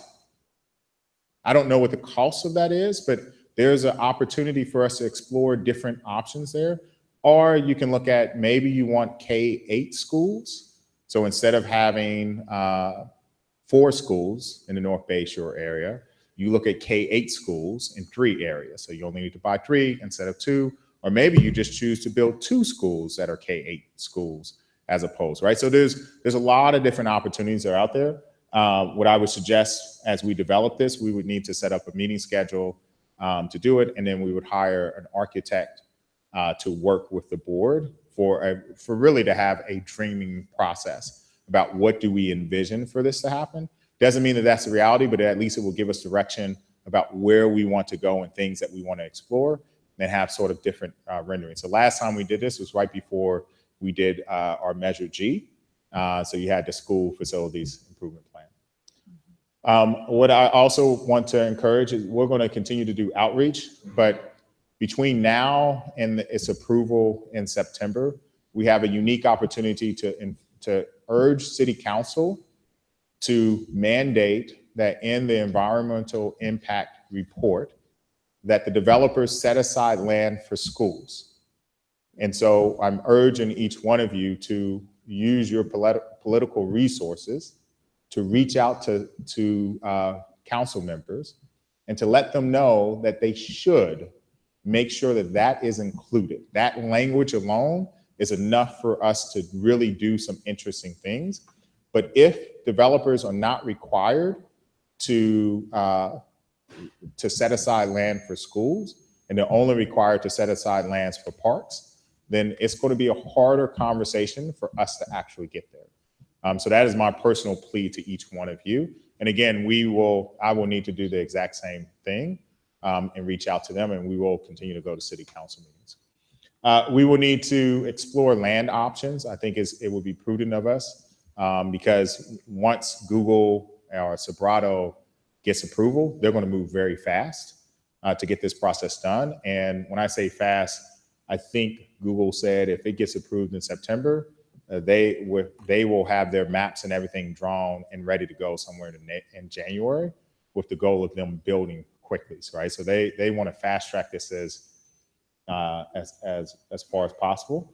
And then there could be other ideas also that you may have, but what we are really looking for, or what I am recommending to the board, is that we spend time developing our own plan for the facilities, and that we all do outreach to council members to make sure that the environmental impact report, which they will be voting on soon, includes the dedication of land for schools. That's it. Thank you, Dr. Rudolph. Trustees, any questions? Greg? Dr. Rudolph, if one of the developers wanted to build like a 10-story housing complex and had the idea to build a school on the first floor, like with a really nice school that just happens to be the first floor of a bigger building, Mhm. they wouldn't require land dedication, I guess. Is that true? Like somebody could build a 3-stream school and offer it as their proposed project, correct? Correct. But the only way they're going to be obligated to do it is if it is included in the environmental impact report. Okay. So if the developer is not required to take any action or set anything aside for schools, It's very then we unlikely to have- see such a, we essentially have no negotiating power except for their goodwill to beg them to build something for us, right? But if it's in the environmental impact report, they have to mitigate for it, which means that they will come to us with different options. And of course, we would say, we want X, Y, and Z. And then you start the negotiation of, so here's what we want, here's what they're willing to give, and somewhere in the middle we're going to meet. And that could be a possibility. And I would assume that if a developer did that they would want some concessions from the school district in terms of funds, which is what we've seen in different places.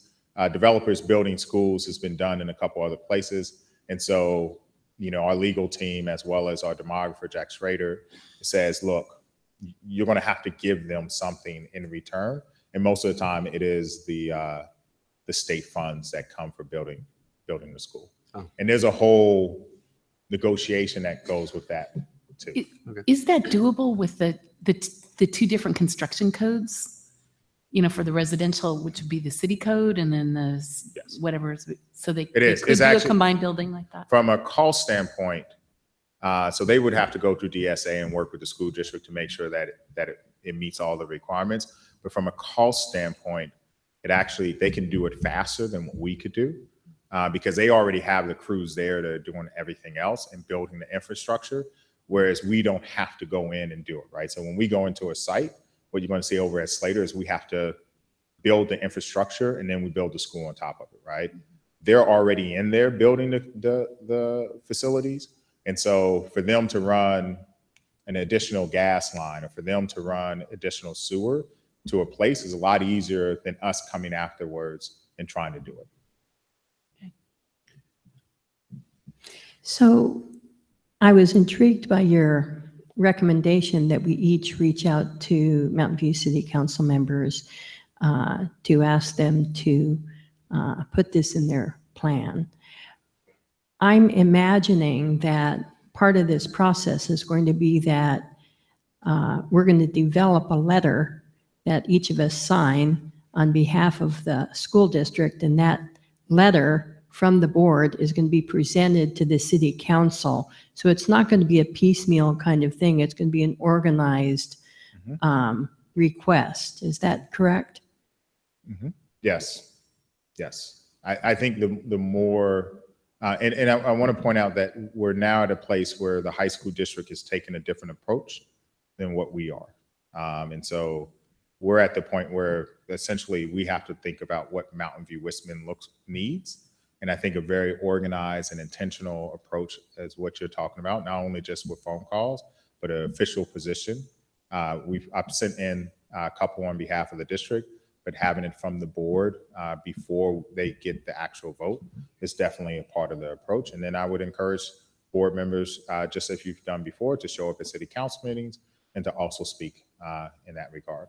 The challenge is that at this point, you will need to make sure that you adhere to the Brown Act because this is now an official item, but we've talked about that to some degree already. So I have a question or several questions, but let's go with the first one. When you say the vote, what vote? When? Because as far as I know, in terms of the policy, I might not be right on this one. So if I'm not, bear with me. But I thought for that to be approved in general, it has to be approved by the council as a whole. And then at that point, once they start with that amended clause or what have you to how they approach and receive potential build-outs, then it's at that time where we might have a seat at the table. But to get to that point, that's a whole different ballgame. The draft EIR, they haven't even published a draft EIR yet, have So they? they have not So published the response EIR. Their draft was actually already out. we are sort of late to the game. Mhm. That EIR has been in existence for a couple of years. And so they're really at the place where they're about to approve the North Bay Shore. And then once they approve it, then they start working with they start approving plans from developers. So this is really our last opportunity to have an impact on the EIR. And if the EIR is approved, as it currently is, which says that there is no impact on the school district, if that is approved, then there is no mitigation that any developer has to worry about in terms of building the school. And that's what we want the EIR to be amended before the final vote comes through, that that developers must designate land for school or take into account for school. And so the second question then is, when's the deadline? So from what I understand, City Council plans on voting on it in September. They have not given us a final date. So we're sort of sprinting to that place. But part of this is that we have the fortune that we are starting, we have a running start to get there. So we can start working on the letter. We can start doing our campaign to talk with individuals before they actually get to their vote.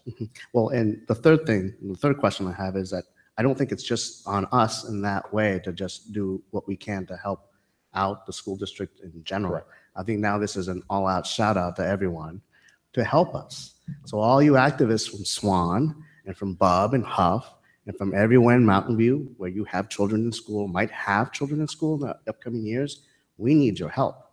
We need them to also step up and send emails and letters Correct. and op-eds to Yes, Mountain sir. View Voice. So I think when you have a collective effort like that, then it empowers more the perspective that the board has as a unified board on that front, but then also from members of the community reaching out to them as well and say, this is why we need it. We need your help now. Please listen to our concerns and address them. Correct. Okay. Yes. So my last question Yeah. then is, would we then, being that we're speaking about this now, would it be advisable then to possibly think about a special study session to get rolling on that and get into the specifics? Because if we only have until September to try and meet that goal, then we need to outline the plan, I think, working with you and the approach and finalize it. I support that. Yes. Agreed. Okay, Unanimous. all right. And maybe part of that would be, to get back to what I think we were both saying is, I would like you to draft, a letter like you were describing, bring it to a board meeting, agendized for our signature, and then that formal letter would be presented to the Mountain View City Council. No, that makes sense. Yeah. That makes, Yeah. the question is just about timing. How soon do Yeah. we want to do that? Yeah. Go ahead. You also mentioned that the high school is taking the MVLA High School District is taking a different approach. Can you enlighten us a little bit more about that? Or is it public information that you can? I don't know if it's public. I think at this point, I think the best way to say is that our needs are very unique. The impact to the high school district and what they may want to do is a little bit different than what we want to do. And so at this point, and we've known this the whole time, that we may have to sort of diverge at some point. And so what I would say is that the high school district views this problem a little bit differently than the way that we view this problem. 3,000 kids or 2,800 kids all coming out of one community or one specific geographic area is a big burden on our northern schools, especially considering that Slater will open up at capacity if all projections go the way that they are, right? And so while we do have the ability to absorb at Theracov and at Montaloma, we do not have 2,300 seats that exist at those particular sites. And it would cause us to reconfigure the whole schools. On top of that, Crittenden would essentially double, and by the time that it happens, so I think the way we have to view this problem is uniquely different than the way that the high school district does. Because the high school district, their schools lie on the other side of the city. And I think it's 17 acres that high schools need.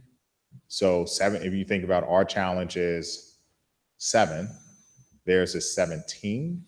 I think their approach is a little bit different. So I think that's as without knowing exactly what conversations they've had, I just know that their position is a little bit different than ours. Understood. Any other questions, trustees? No? Comments? Public comment?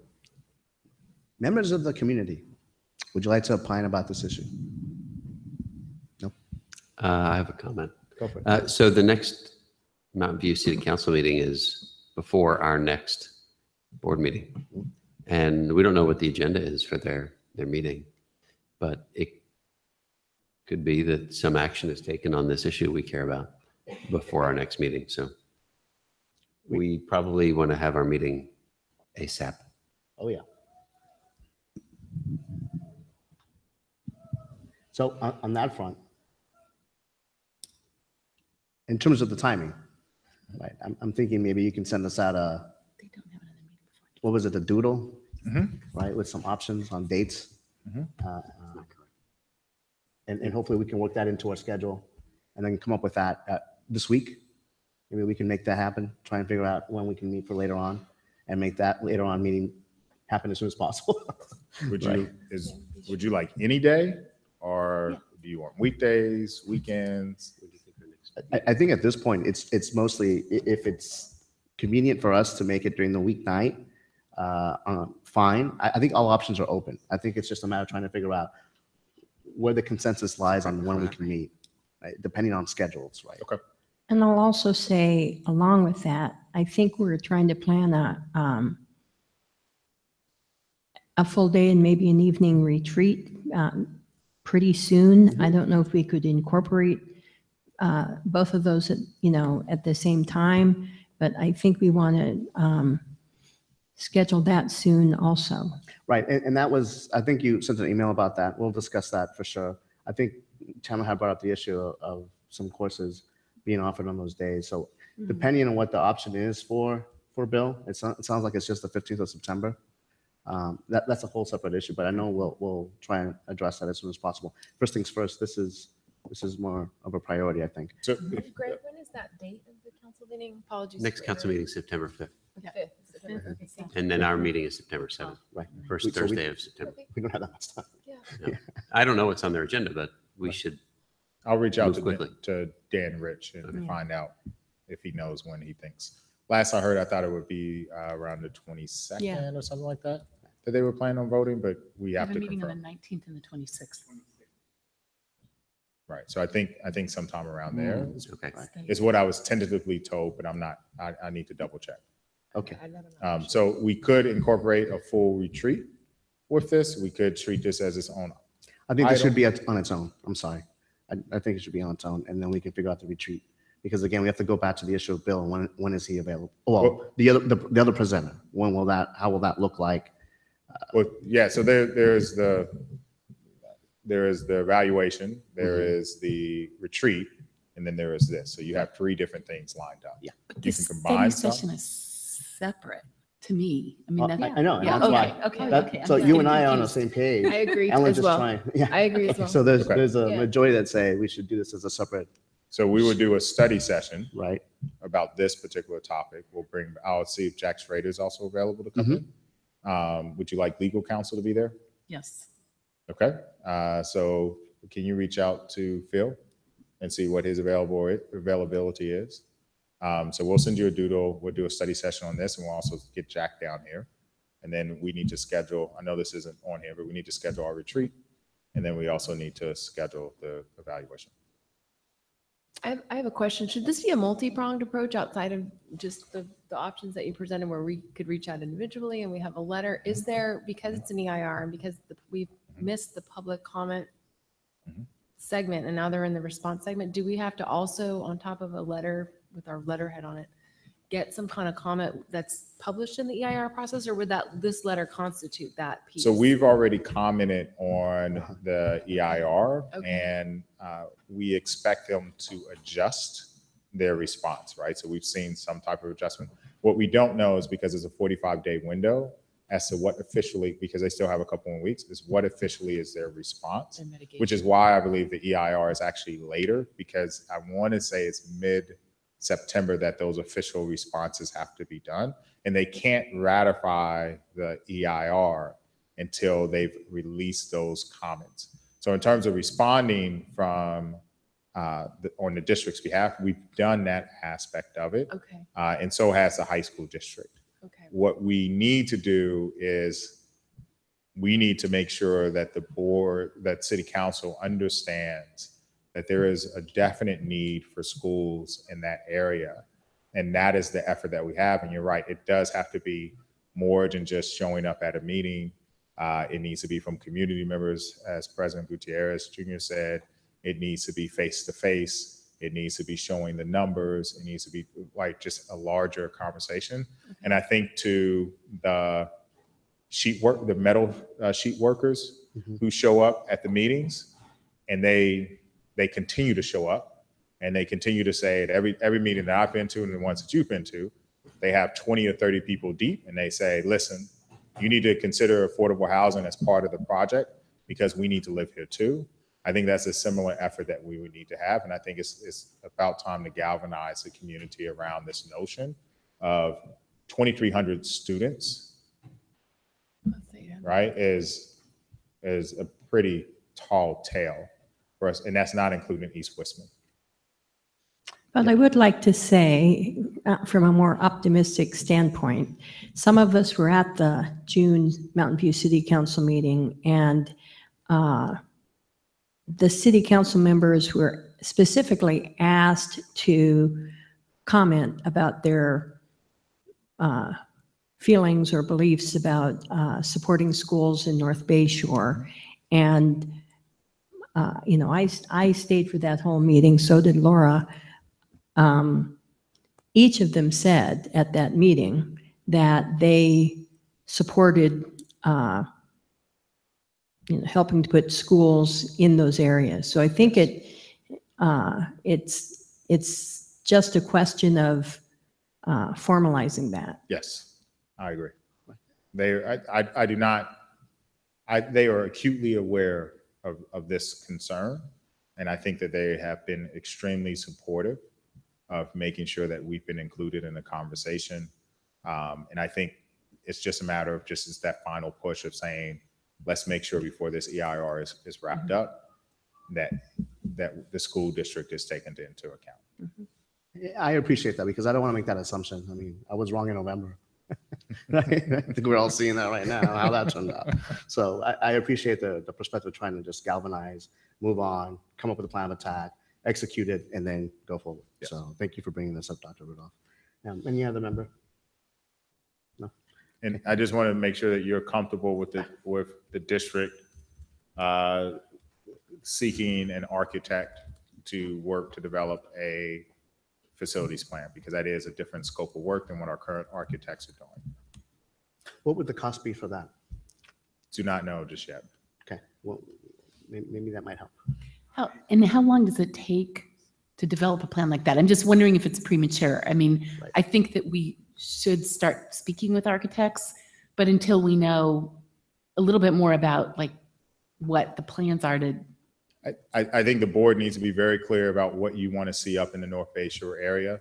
And without clarity about what that looks like, I mean, Dr. Clark and I can go to them with our team and we can say, look, we want 4 schools, right? But if you envision something different, if you want 3 schools, you want them to be K-8, so you're like, hey, it's not going to be feasible to do these schools, then we need to know that up front. And again, 2 board members actually went through this process with the school facilities improvement plan. Mhm. And so what we would be seeking is 2 individuals who will work with an architect, with Todd Lee, who are someone from Greystone West, and just really talk about the ideas and then report out. It's going to take a while to develop that plan, but it is It is an effort because these projects are a couple years ahead, and there are so many moving parts to it. If the board isn't clear about what it's trying to do, then we are sort of guessing or making arguments for things that aren't out there. So I guess those will be topics that we can discuss in detail at the study session. And then hopefully we'll have more of an opportunity to find out possibly what the costs are for said suggestion of getting architects on our side to help us with this vision. I would simply say if we don't do this, we're going to be in a different ballgame. We're going to be caught with the proverbial pants down, right? So this is not I'm urging the board to understand that this is not really maybe we should, depending on the cost. Like, this is a justifiable expense of bringing an architect on board to work through this process. And we need to do this again for the East Westman. And because that is a completely different conversation, because that is single family homes, which generate something completely different.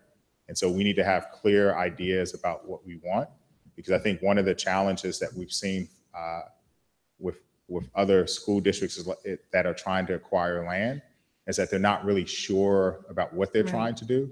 And because they're not sure about what they're trying to do, it's, one day they're here, the next day they're doing this, and they haven't spent any money. So this is my plea to you, that this is a must. We can do a RFP to get some estimates. We can reach out to our current pool of architects. We can open it up to architects who weren't in the pools, but we need to develop a plan as part of our approach, and we need to get started on what that looks like. So I'd support that. Okay. I do as well. So we're all on board on that one. And help me out here. We already took public comments on this one, didn't we? Yes. Okay, good. We did. Yeah. No public comments this meeting. Oh, except for the very first minute. We had someone make a public comment. It happens. We'll get I there. missed the public. Back to school. Where's our public? We'll get there, I'm don't sure worry. they will be here at some They'll point. come back. Okay, I good. bet you're right. Thank you very much, Dr. Rudolph. Board updates. All right, so I actually do want to give an oral report, and I'm going to pass these around. I'd like them back. I just have a few of them. But these are the programs from the Silicon Valley Leadership Group Annual Education Summit, and which I went to this year, Mr. Forestieri, and I did not see you there. I want to particularly draw your attention to the morning keynote speaker, Dr. Jeff Duncan Andrade. If you have never heard him before, this is the second time I had heard him. He is dynamite. And the first time I heard him, he was a teacher in Oakland or San Francisco or someplace. Now he's the founder of a charter school in Oakland. And I can talk more at length about him some other time, but I wanted to at least put his name in your heads to follow this man and pay attention to him. A lot of really good panels and panelists, including both of the two major candidates for state superintendent of schools. So that was interesting to see them in the small room separately. Marshall Tuck and Assemblymember Richmond. Anyway, something good to look at. And I would like to say, I'm going to make a comment here, and I know we're all following this story. As a parent, I took my son to the Birmingham Civil Rights Institute in August. And it's a civil rights museum across the street from a park that has statues of commemorating 1960s civil rights incidents like fire hoses on people and police dogs on people. If you are ever in the area of Birmingham, Alabama, I highly recommend that you go see this. And a reason I bring it up in this context is I know a lot of us are going to be going to the vigil at the Mountain View City Council Plaza on Saturday to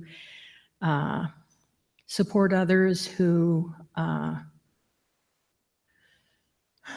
are so distraught over the events in Charleston, Charlottesville, I'm sorry, yeah, Charlottesville.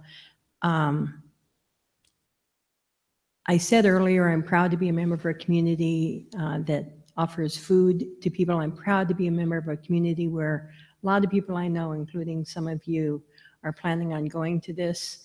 And it's like everything old is new again with, some of these civil rights protests. And, I'm glad we're staying together as a community about this. Thank you, Madam Wheeler. Yeah. Any other trustee who would like to share their updates? I'll email you mine. Okay. Items for future agendas. We don't have anything listed, but we know about the board retreat. I have an item for future agendas. superintendent We were evaluation. starting to talk about this. On our next agenda, I would like us to discuss the idea of whether or not we want to have board representation at different schools. And then we can have a full discussion about this. There's a lot to this topic, not just a, hey kids, why don't we do this kind of thing.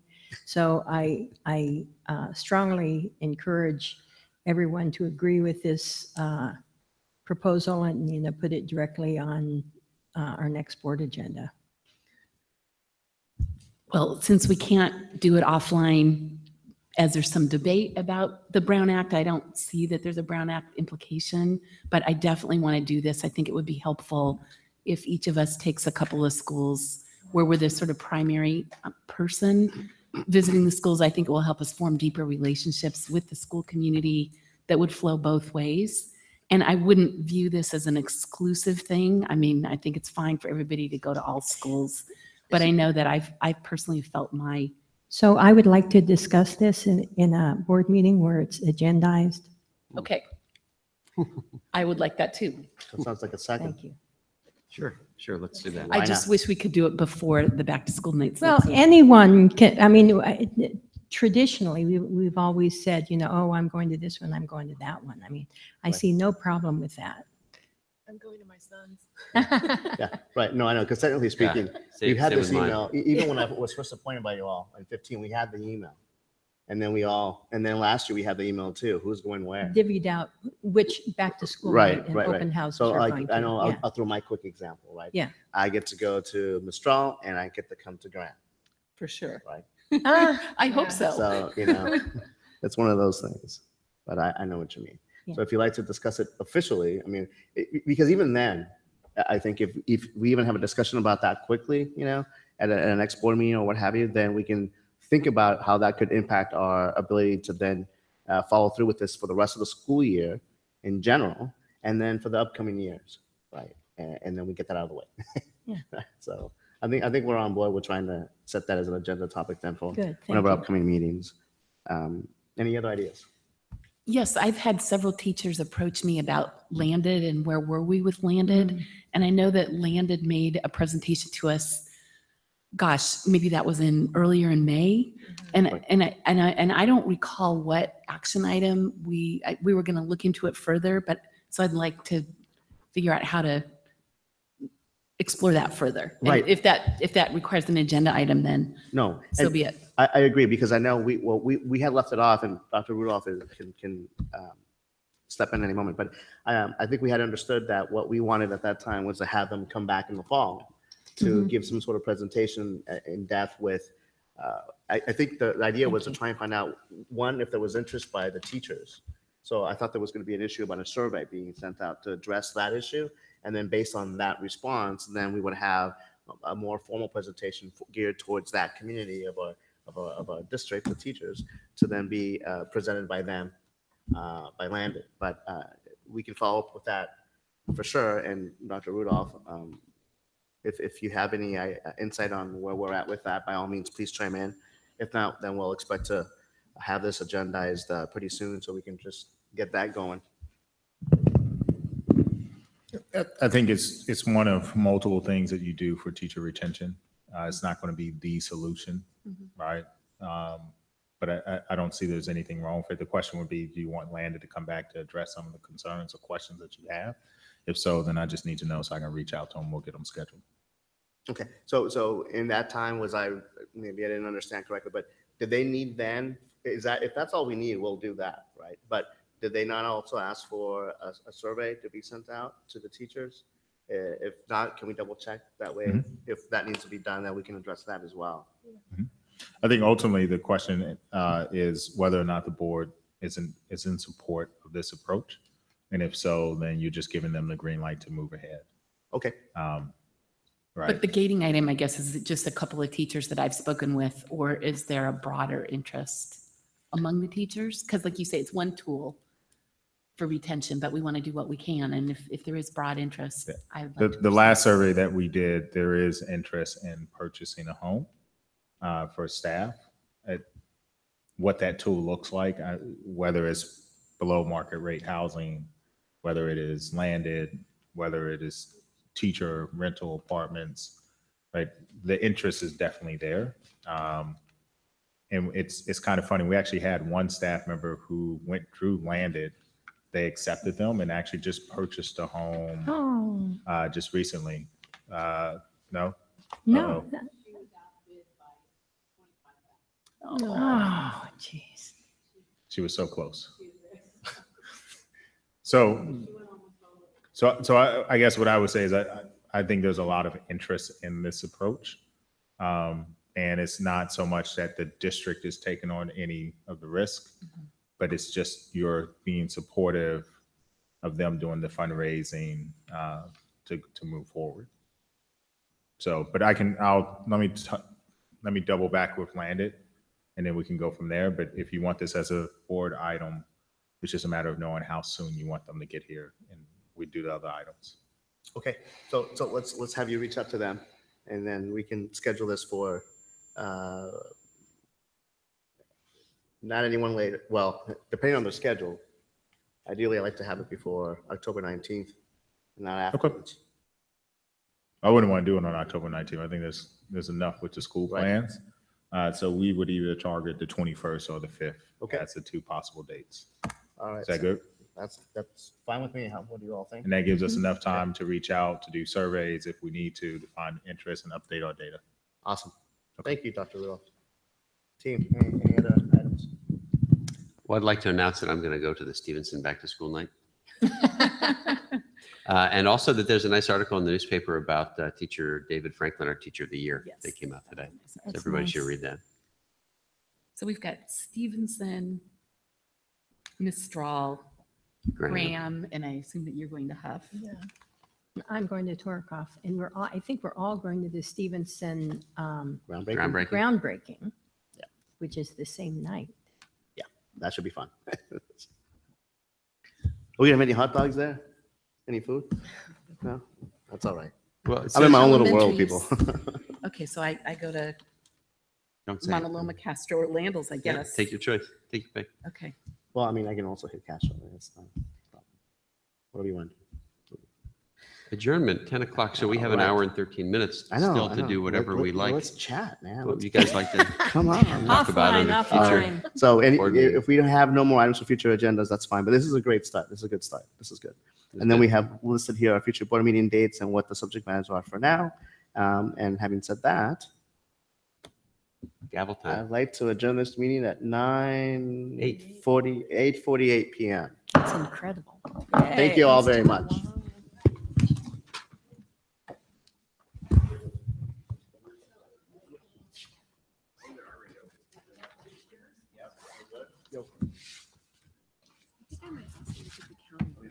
Hi. Oh, yes. Oh, that's right. That's on a Friday, right? Thursday. Oh, and then Miss Charles is on the Friday. Okay, so the 23rd and the 24th. Okay. I'm out of town on the 31st, so I can.